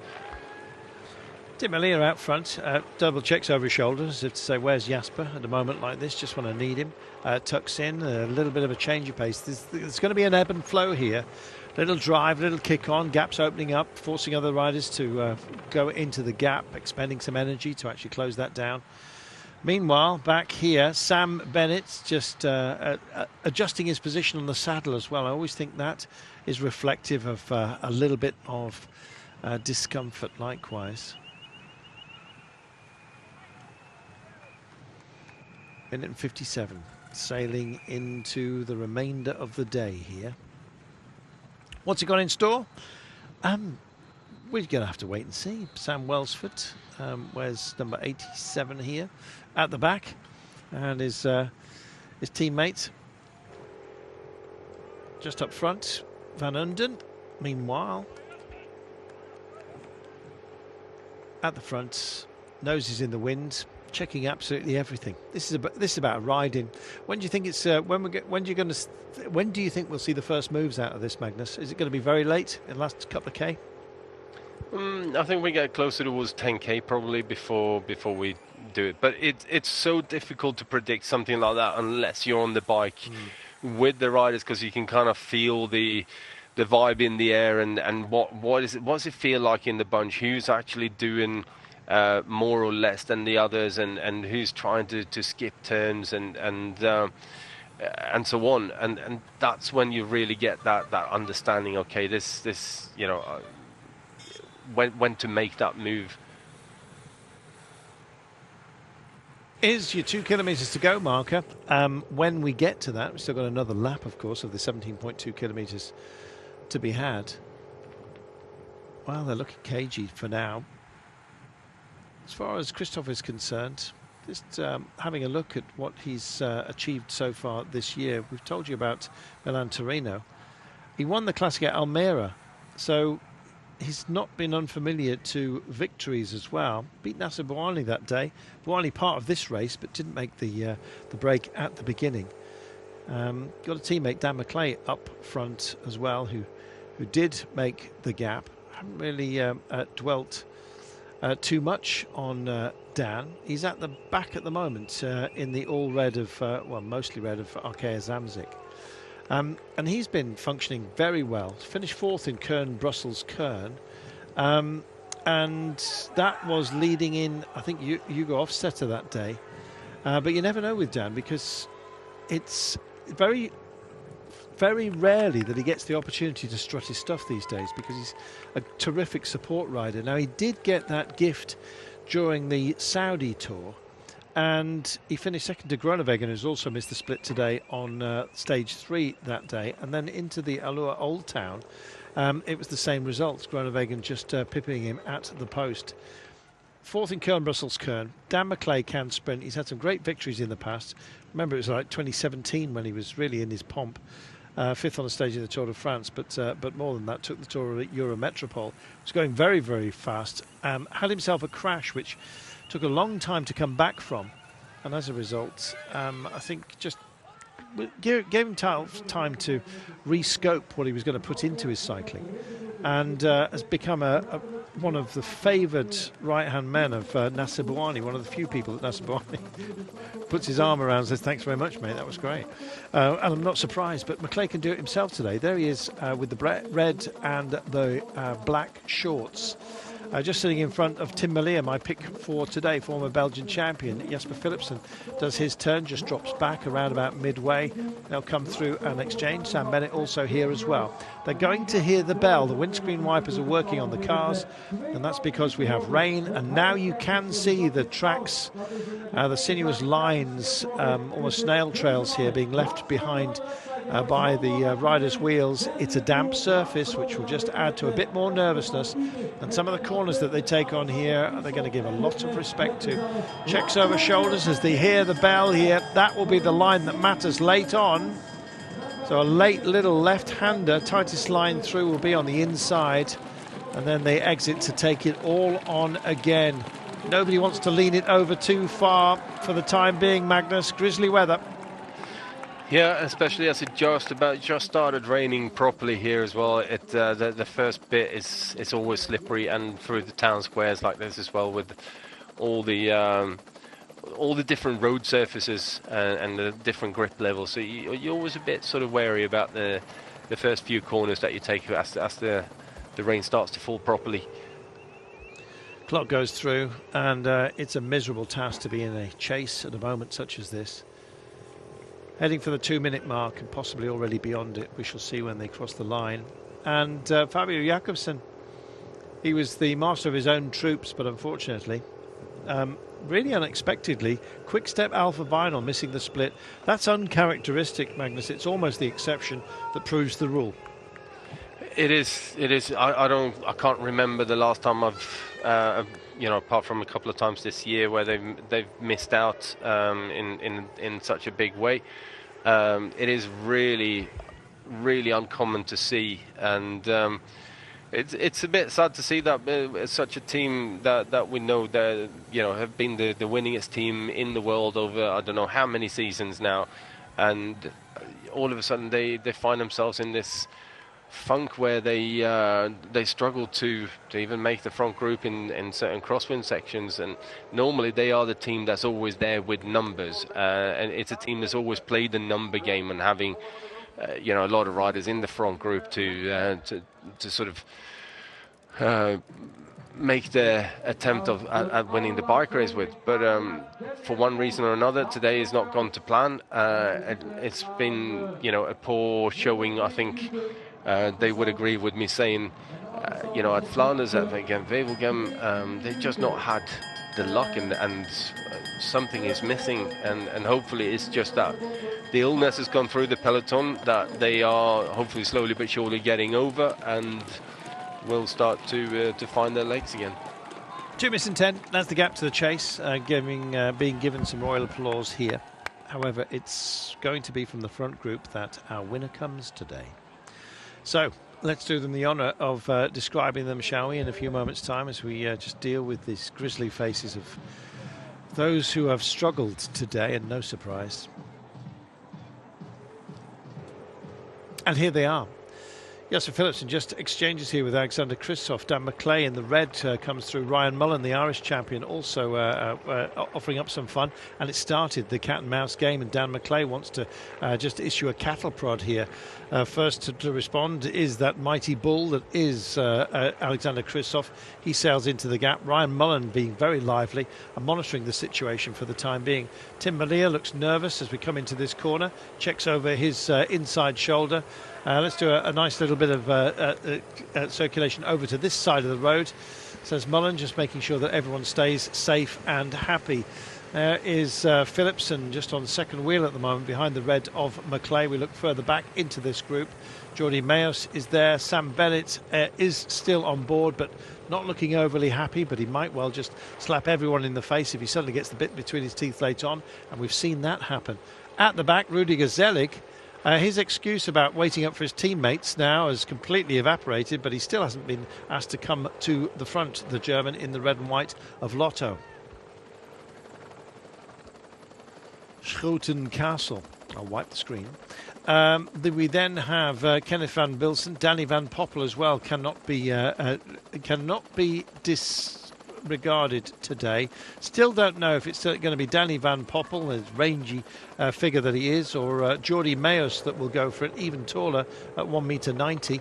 And Ryan Mullen wants to put the hurt on him, so he's the first to kick over the bucket of coals here as he set fire to the carpet. Let's wait and see. This is a nice move, and finally we have a race on our hands amongst those out front, and a gap almost immediately opened up. You've got to be brave to be here, Magnus.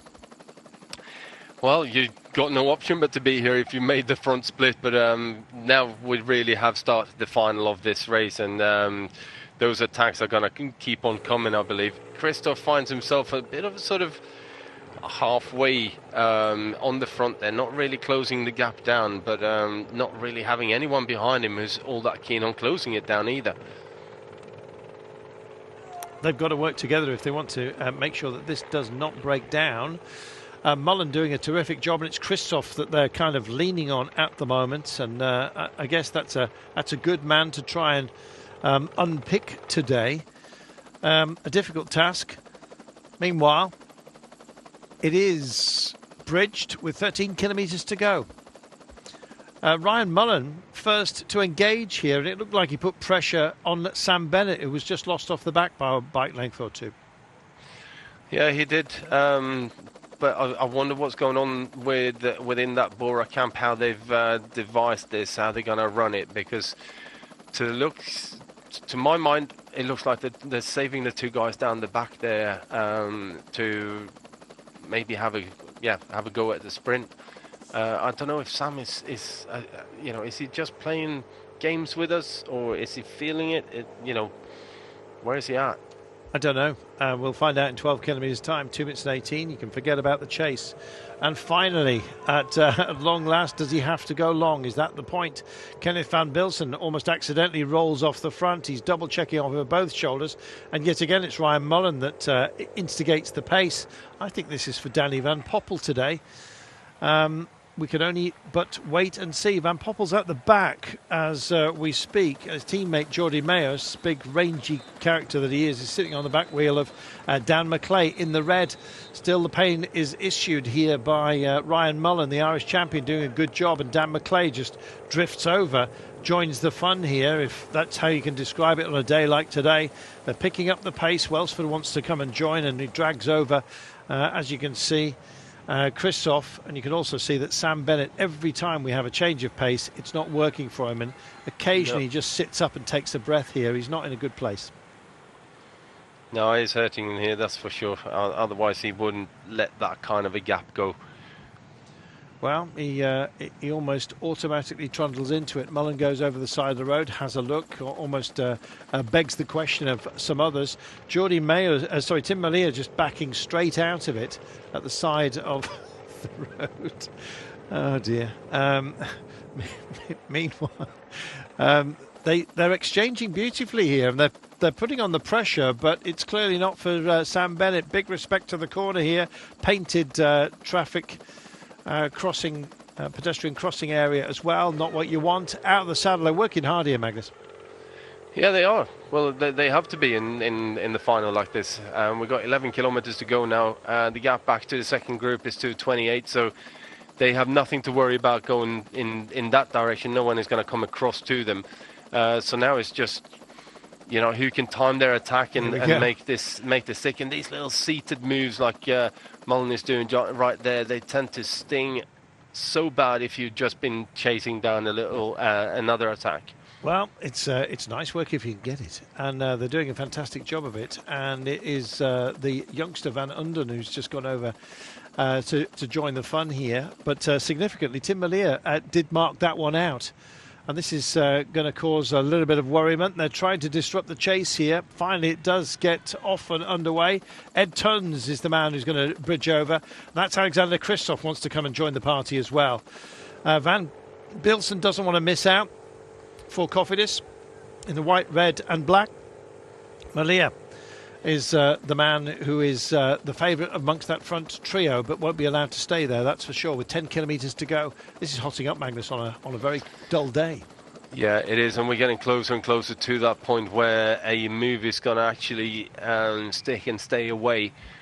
That last attack there, that took an awful lot out of the riders. And you can see the longer it takes for the guys to react, the bigger the chance is that something stays and goes up the road.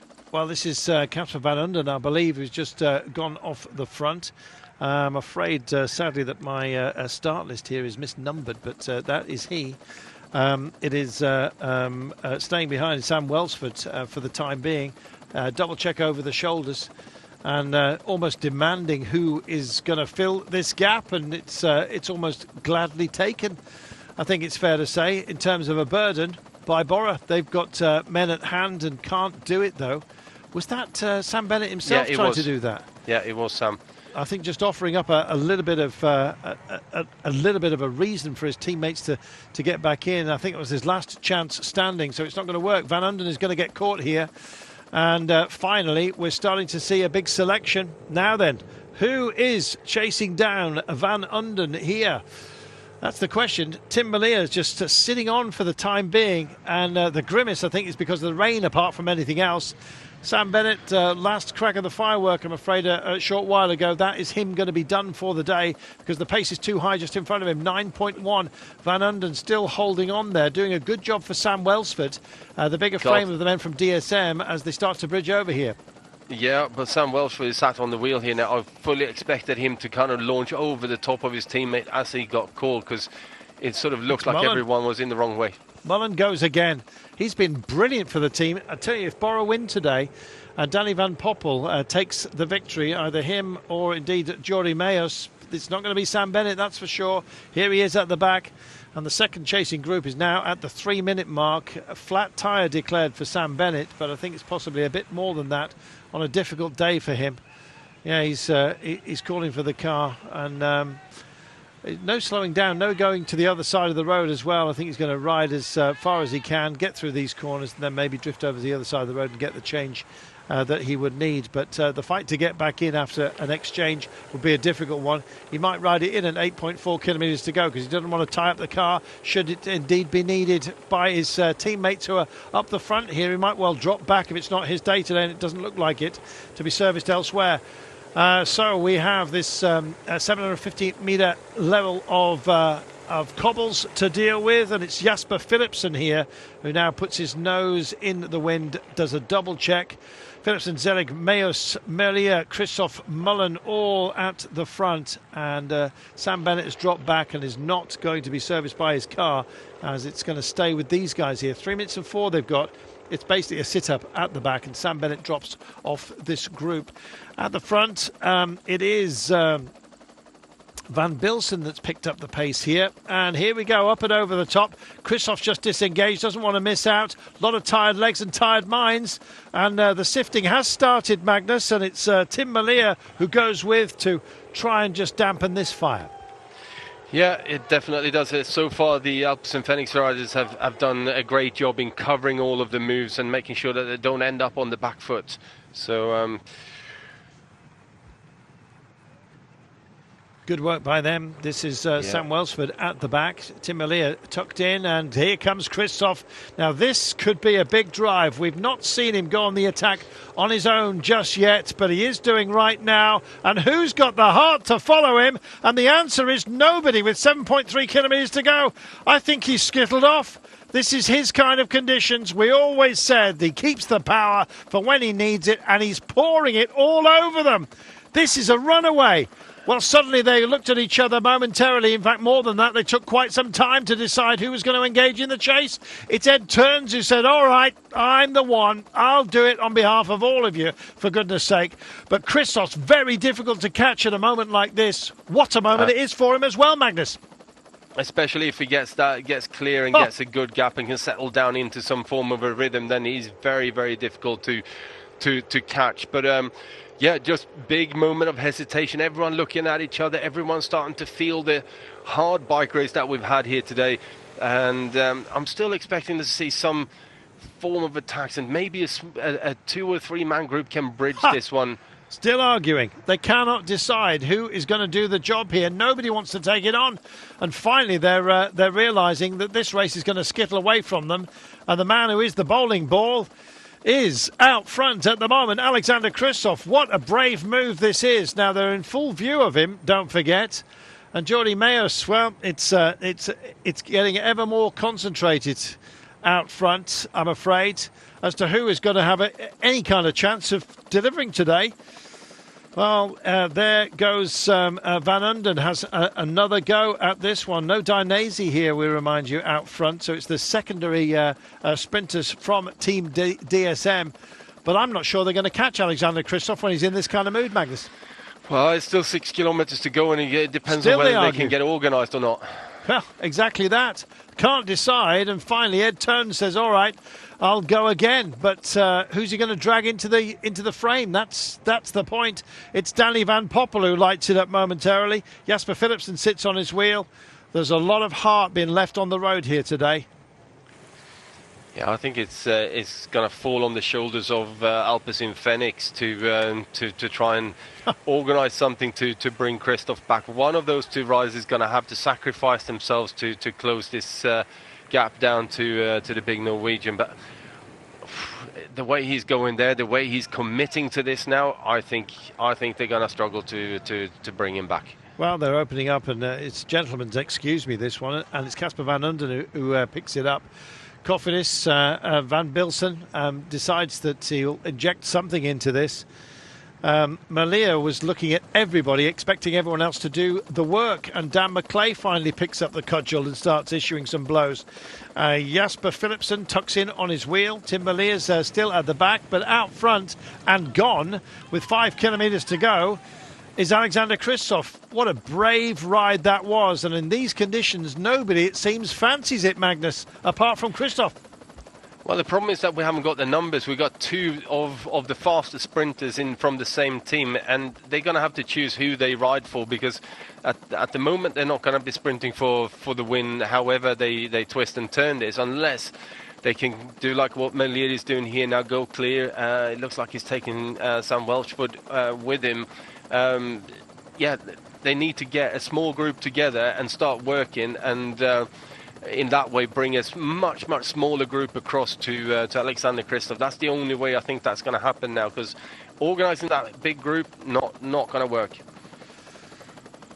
Just looking to see whether there's a fighting force starting to get together here. Dan McClay, just nobody wants to drag anyone up into the fray, and it looks like Tim Malia has given up the ghost here. He just looks very, very second-hand. 4.2 kilometres to go. Camera bike's just screaming through, and 16 seconds is the margin. It's a question of how you bridge that margin, however. And nobody wants to help anybody else. It's that same old conundrum, Magnus. Whatever effort you instill, you may well be gifting somebody else a free ride into competition here.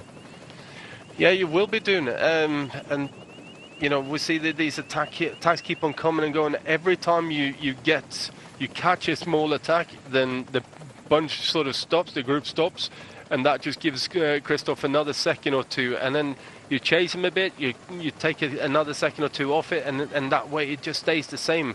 But right now, yeah, Christoph is riding away with this, up to 20 seconds now, Carlton. Well, yeah, that's the main body, but just coming out of it is Casper van Unden. Now, if he can get up to Christoph, it may well be a 2-up by the end of it, but Christoph's pace is still maintaining in these awful conditions. So many times we remind ourselves how good he is when the weather is bad. And with 3.4 kilometres to go, he's favourite for today. And Magnus Backstedt is going to be cock-a-hoop that he made the pick here. Tim Merlier looked a bit uninspired by the demands that were issued. And this is Casper van Unden, who's going to try and bridge over to him and make it into a sprint. But it's a big ask for the young man. Just 20 years of age. Just come off, last victory was the Ronde van Achterhoek as a youngster. But this is the big boys he's playing with right now, and he's asking questions of some bigger names from that front group that is now starting to detonate. And it's because of this man who set the fuse, and quite frankly, I don't think anyone's got the heart to go for it. Jasper Philipsen is doing the driving here, which will offer Tim Merlier a second place at best.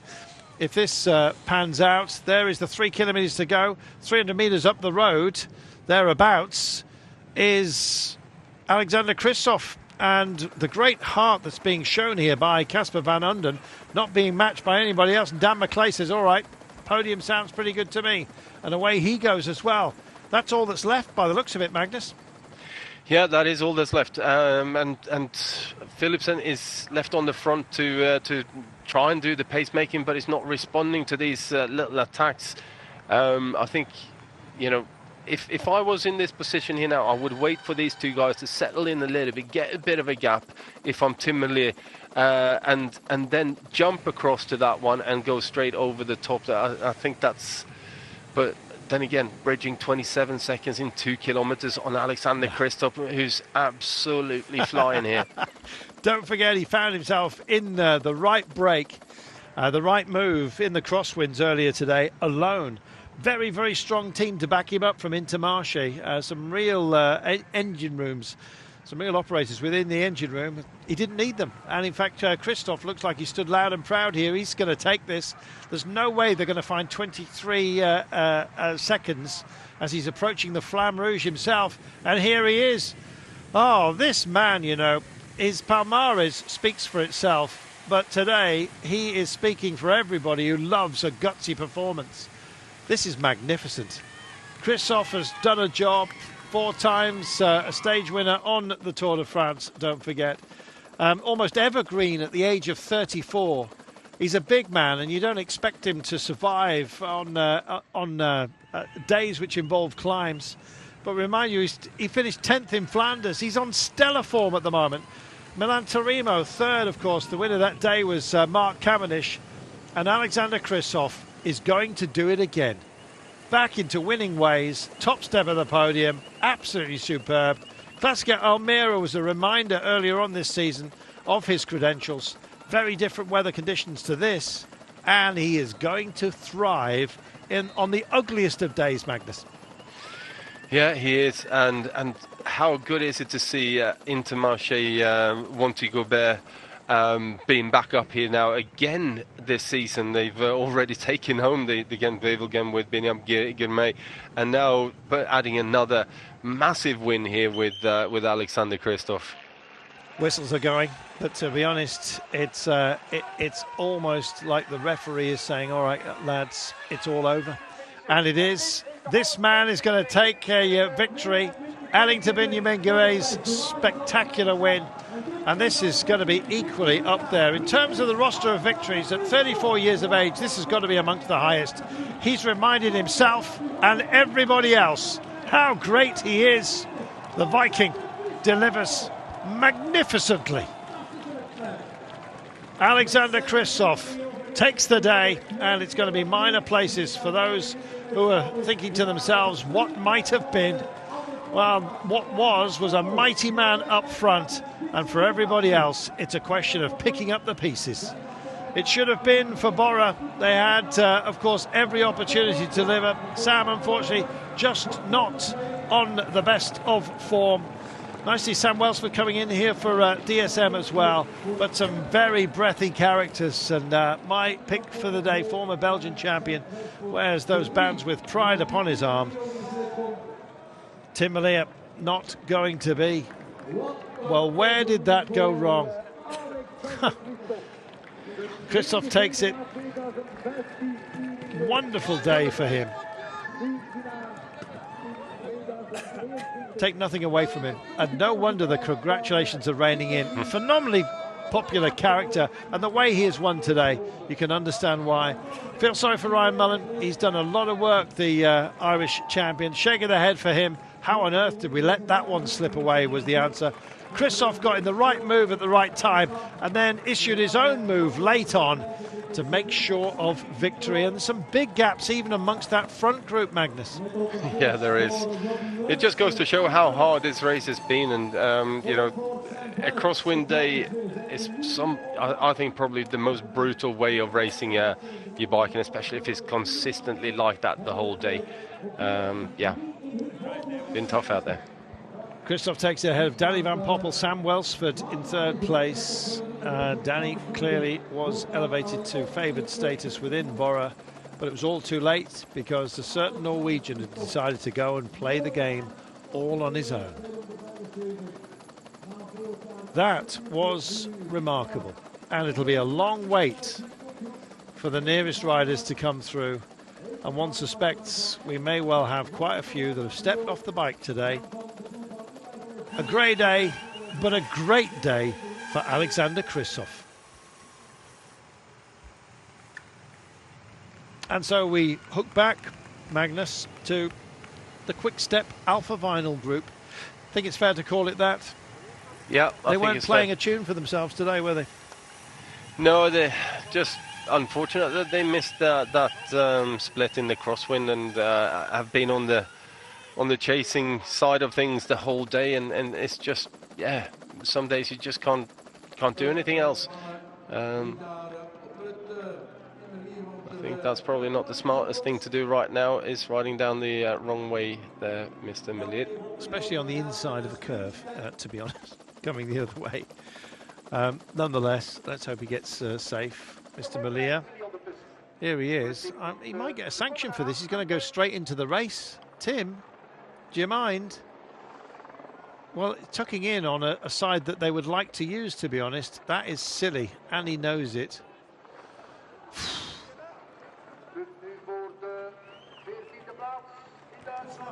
Well, what might have been, and this is Fabio Jakobsen kind of proving a point, I think it's fair to say. A free wheel, he might even get nabbed at the line. I think he was on the throw, to be honest. I think that was Arnaud Delay who just pipped him at the post. That kind of sums everything up for a Quick Step Alpha Vinyl today. I've got a feeling Tim Merlier is going to get a fine for potentially endangering the race. And you know what? He'll deserve it. That was silly, Magnus. That was silly. That was really silly. Yeah.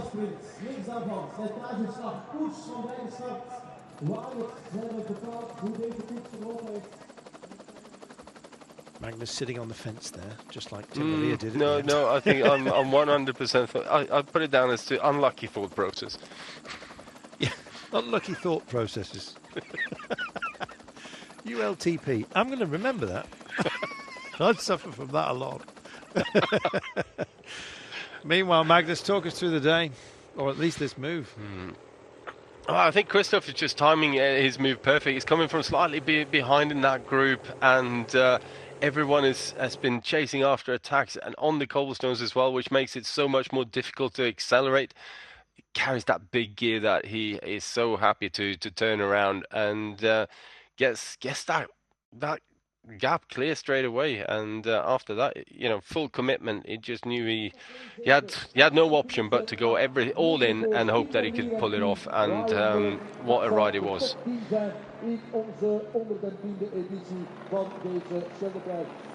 Congratulations to Alexander Christoph.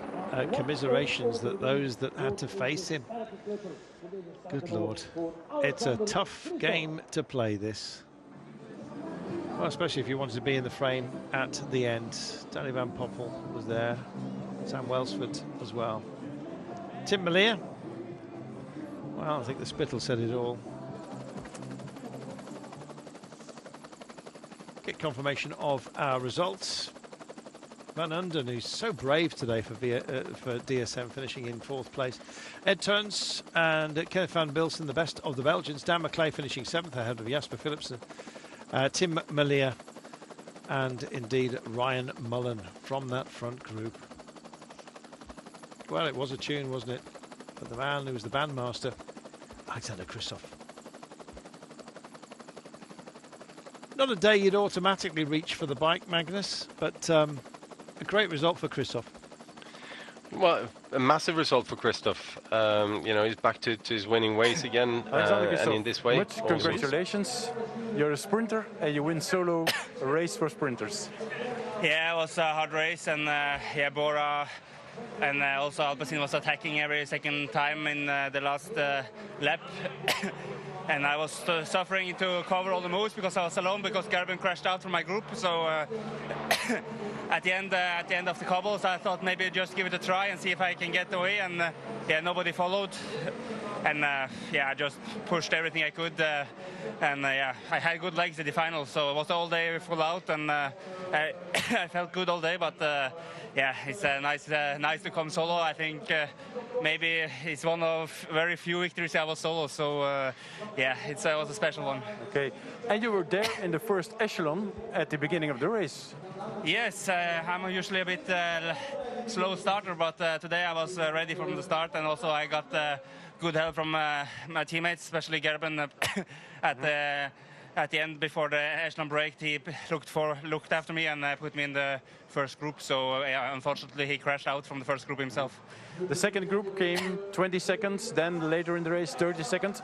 Did you believe with your 14 riders in front they never will come back? Yeah, I believe. I saw Bora was there with a lot of riders, so for sure they didn't want it to come back. So I was quite sure they don't come back, but yeah, they was quite close for a moment. 4 riders of Bora, 2 of DSM, 2 of Alpecin. You felt there was a battle in them, they weren't agree? Yeah, it was a small battle between there, but Bora had manpower, but okay, they had to work also extra, so it's not always the best to be the most, but today I managed to do it by myself at the end, so it was a nice day for us. Absolutely. One final question. Birjam Girmay wins Gent-Wevelgem. You here, Scheldprijs. What a season for this team. Yeah, we had a really good classic season, and in general a great season so far, so I think how the season will go from here, we can be happy with our season. That's true. Congratulations. Thank you, Alexander Christoph. And we offer our congratulations as well. That was quite simply outstanding. Gerben Tyson was indeed within that front group when he crashed off the back of it, just drove off the road. Just seemed to spur Alexander Christoph on. That was ever more then a remarkable performance, I guess you might say, Magnus. Lost his teammate and just recalibrated and won. Yeah, well, when you're in a group like that, there's nothing you can do about your teammate crashing, unfortunately. And Christoph is old and wise enough to know that he's just got to have to get on with the job and do whatever he can to pull off the best results possible for himself and his team. Christoph takes it in 4 hours and 6 minutes. That's quite a pace considering it was 199 kilometres, don't forget. Danny Van Poppel, 24 seconds adrift in that battle with Sam Welsford for second place. So runners-up only for Bora Hansgrohe, who did most of the work, it must be said, in forming that breakaway. Although everyone in this group, of these 10 riders on your screen at the moment, worked very, very well together. It was a concerted effort, but in the end, they were mugged by a spectacular push from Alexander Christoph. Quite a day, Magnus, involving wind, and it was always going to be a factor, and the punishing pace at the beginning of the day really set the character for the rest of it. Yeah, well, I think it's been punishing pace all day in this race. When you cover 200 kilometers in 4 hours, that's going some. So it's been hard out there for everyone, and I think a lot of the time we underestimate how difficult it actually is riding at this pace in these echelons all the time. And he took his fair share of prisoners as well. He did. This was the effort, Magnus, that was being put on the chase, and chase to nothing for Quick-Step Alpha Vinyl. Unfortunately for them, just ended up on the wrong side of that split and had to chase all day. And they got close a couple of times, but not close enough. And with that, it was left to this front group here to battle it out for the win. Ryan Mullen really played his part today to try and tee up Bora, didn't he, Magnus? Yeah, well, really strong, really strong, and kept on doing all the attacks. Unfortunately, it looked like his teammates were suffering a little bit. Sam Bennett was definitely suffering quite a lot, and ended up with a potential puncture there as well. And in the end, they had nothing to do against this man here, Alexander Kristoff, as he made his move across the cobbles. This was it, and it looked threatening right from the beginning. Nobody seemed to have the heart to follow him. I don't think anyone had the legs, Magnus. No, and I think, as Alexander said it for himself, he was really hard covering every move and trying to do to make sure he didn't miss that like that one important move that was going to go to the finish. And with that, he tried himself. And I think if he says that he was hurting trying to cover everything, everyone else would have been as well. And that's why that move stuck. And once he got clear, then he knows that, okay, I'm all in here now. Whatever I'm doing, this is the only thing the only card I have left to play. So, and what a card it was that he played. For a big man, and you'll know all about this, Magnus, he generates an awful lot of watts. But to do it over sustained distance like that, nearly 200 kilometers, that is amazing. It is. I mean, we know how strong he is, and we know, he finished 10th in Tour of Flanders on the weekend. He's just a very, very powerful rider, and like we said, as soon as we saw him get in that gap over a couple of seconds, we knew that it was going to be difficult to bring him back. Any kind of gap at a moment like that for Alexander Kristoff, even with 10 kilometers to go, is a significant one, and he proved that was the case today. Danny van Poppel finishes 20 seconds in arrears, thereabouts. 24, I think it was. Sam Welsford voor DSM. Danny van Poppel, gefeliciteerd met jouw tweede plaats. Ben je daar ook tevreden mee? Jawel, Congratulations with the second place. Je moet een beetje gokken. Are you happy with that? Ik ben snel, maar er zaten snellere mannen. En Christophe ging. You had to gamble a little bit. Keek een beetje, fast, maar ja, tweede is niet there are slecht. faster guys. Maar jullie hadden overtal in de kopgroep natuurlijk. Hè? Dan kijkt iedereen naar jullie. Ja, dat is een beetje een nadeel. We zouden voor Sam gaan, dus ik had me niet echt ingehouden om het allemaal draaiende te houden. Is het lastig. Everyone had to keep on turning and we sort of, je kent het wel. Maar maybe Sam there, but uit op een beetje een klassiekachtige wedstrijd. En, in the end, it sort of turned out to be more of a classic type of race. Ja, ik dacht een beetje hetzelfde te doen, maar hij kwam van achteruit en ik had net een I thought about doing the same kind of move as Christophe, but he came from a little bit further back in the group, and een heel sterke solo. He was riding so strong solo as well. We just couldn't get het begin van de wedstrijd, want de kopgroep is weggereden, de eerste waaier, en die is voorop gebleven. Wat een begin van de koers ook. Ja, dat kun je beter live uitzenden. Het was echt heel hectisch. Ik denk die valpartijen en neutralisatie. En iedereen weet dat het daar gebeurt op dat punt. Jullie waren allemaal nerveus, hè? Everyone knows that on that one particular point. En er is maar plek voor 10 man. En wij zaten goed van there's voor. Only space for 10 guys. Je moet ook een beetje de koers lezen en kijken you hoe also het got to read the gaat. race a little bit and see how it goes. But ik vind dat altijd wel mooi. Absoluut. Ze zijn een paar keer dichter gekomen achtervolgers. Was er het geloof bij jullie van, wij blijven voorop? Nou, wat je zegt, wij zaten in overtal, dus iedereen keek naar ons. En iedereen wou ook niet echt teruggepakt worden, maar ook niet heel ver vooruit blijven. Dus elke keer als we dat ze dichterbij kwamen, no one was really 100% sure of continuing with it. Also didn't want Jacobsen to come back into the group. So jouw ereplaatsen genoemd hier in de Scheldprijs. Komt er weer eentje bij, hè? Ja. Mijn vader 2 keer gewonnen volgens mij. En ik een keer derde en nu 2. Dat is mooi. Dus je komt terug om te winnen. Zeker. Dankjewel, Danny van Poppel. Alsjeblieft. So nobody was sure whether it would stick. I guess we weren't. Some weren't sure whether Kristoff's move would stick, but in the end, that's precisely what happened.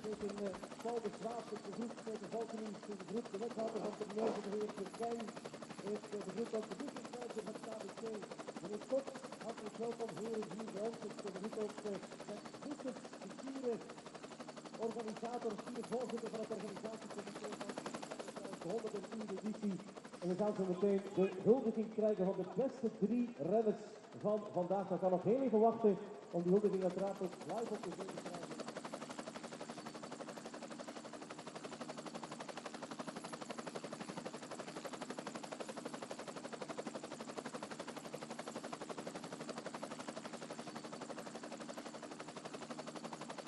Samuel, first, congratulations. You surprised us. Are you surprised? Thank you very much. It was a hard race, especially with the split going really early. I think I was one of the last guys to make it, and then it was just a big chop off, turn decay, and the big tactics came out in the final, and lucky enough I had Casper with me. So we could play the game a bit, and it was a big drag race to the finish, and lucky I had enough to run him down and hold on for third. Yes. What was the most difficult today? The wind, the rain, or 4 guys with Bora? I think a mixture of both. Yeah, Bora were really strong today, and you could see they had the majority of the riders in the break, so a lot was on them in the final. You could see them attacking, but the wind was really tough.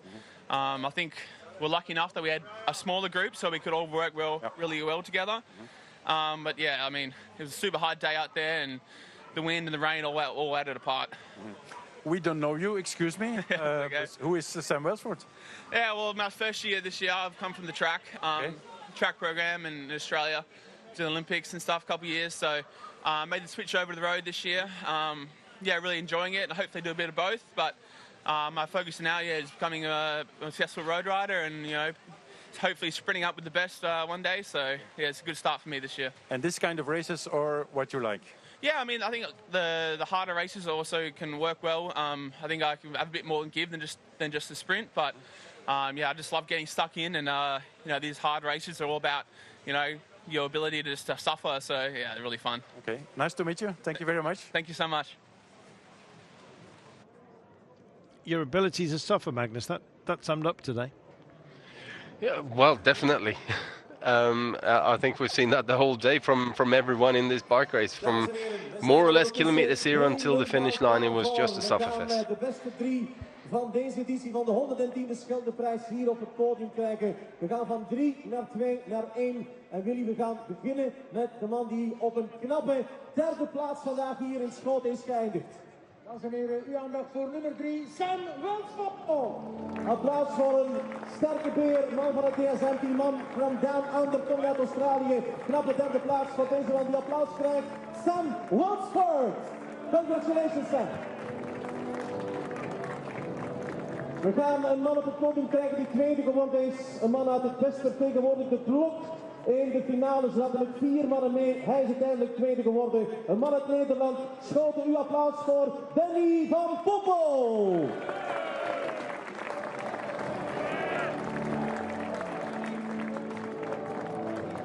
En wat een klepper wint vandaag zijn 2e Scheldprijs. Hij deed het hier ooit al een keertje eerder.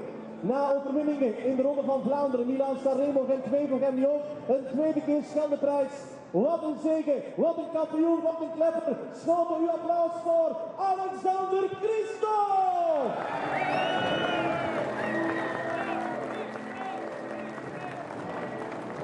We have a trophy for you, Alexander. Well, it may well have been his first solo victory of his career. But what a way to take it.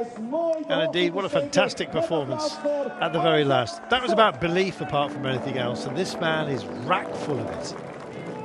Spectacular. Alexander Christophe can't stop winning. Second victory this year. Where will it end for this team as well? Intermarché Wanty Gobert doing an amazing job, and as he's already said, this season is already a magnificent success. And why would it not be? Benjamin Gourmet, spectacular win for him in Ghent-Wevelgem.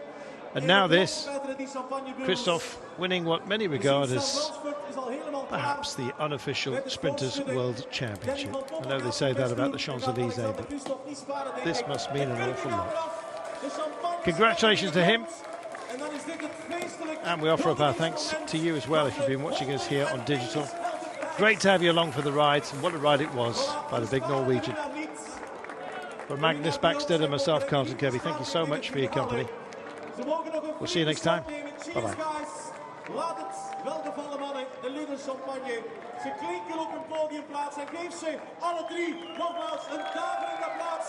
Sam Bolsford, Danny van Poppel en de winner of the day is second time over here, Alexander Christophe. Jasper Philips of Alexander Christophe kan jullie verschalken. Jullie zijn met 2 in die kopgroep. Vertel jouw verhaal eens van die finale. Ja, op het einde was het echt man tegen man. Ik denk dat Christophe verre de sterkste was. Bij mij zat er niet veel meer op, dus ja, het is jammer, maar we hebben onderweg heel veel gegeven. Waren er ondertussen afspraken tussen jou en Tim Merlier in die kopgroep voor wie het zou zijn eigenlijk? Ja, normaal als het gewoon een sprint was, dan kon ik mijn kans wel gaan. Maar ja, toen als ze begonnen te koersen, bleek het al snel dat het niet op een sprint ging uitdraaien. En dat iedereen vrij aan blok zat. Ja, toen dat ze echt begonnen te versnellen, voelde ik mijn benen echt volledig vollopen. En dat is wel wat jammer. Ja, de omstandigheden zijn ook niet te onderschatten. Hè?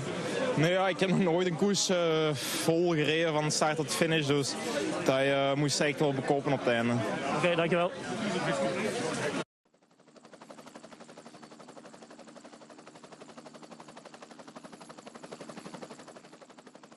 Kijken wie daar de winnaar gaat worden, die opgevolgd worden van Tom Pitcock, de man die daar vorig jaar kwam te zegevieren.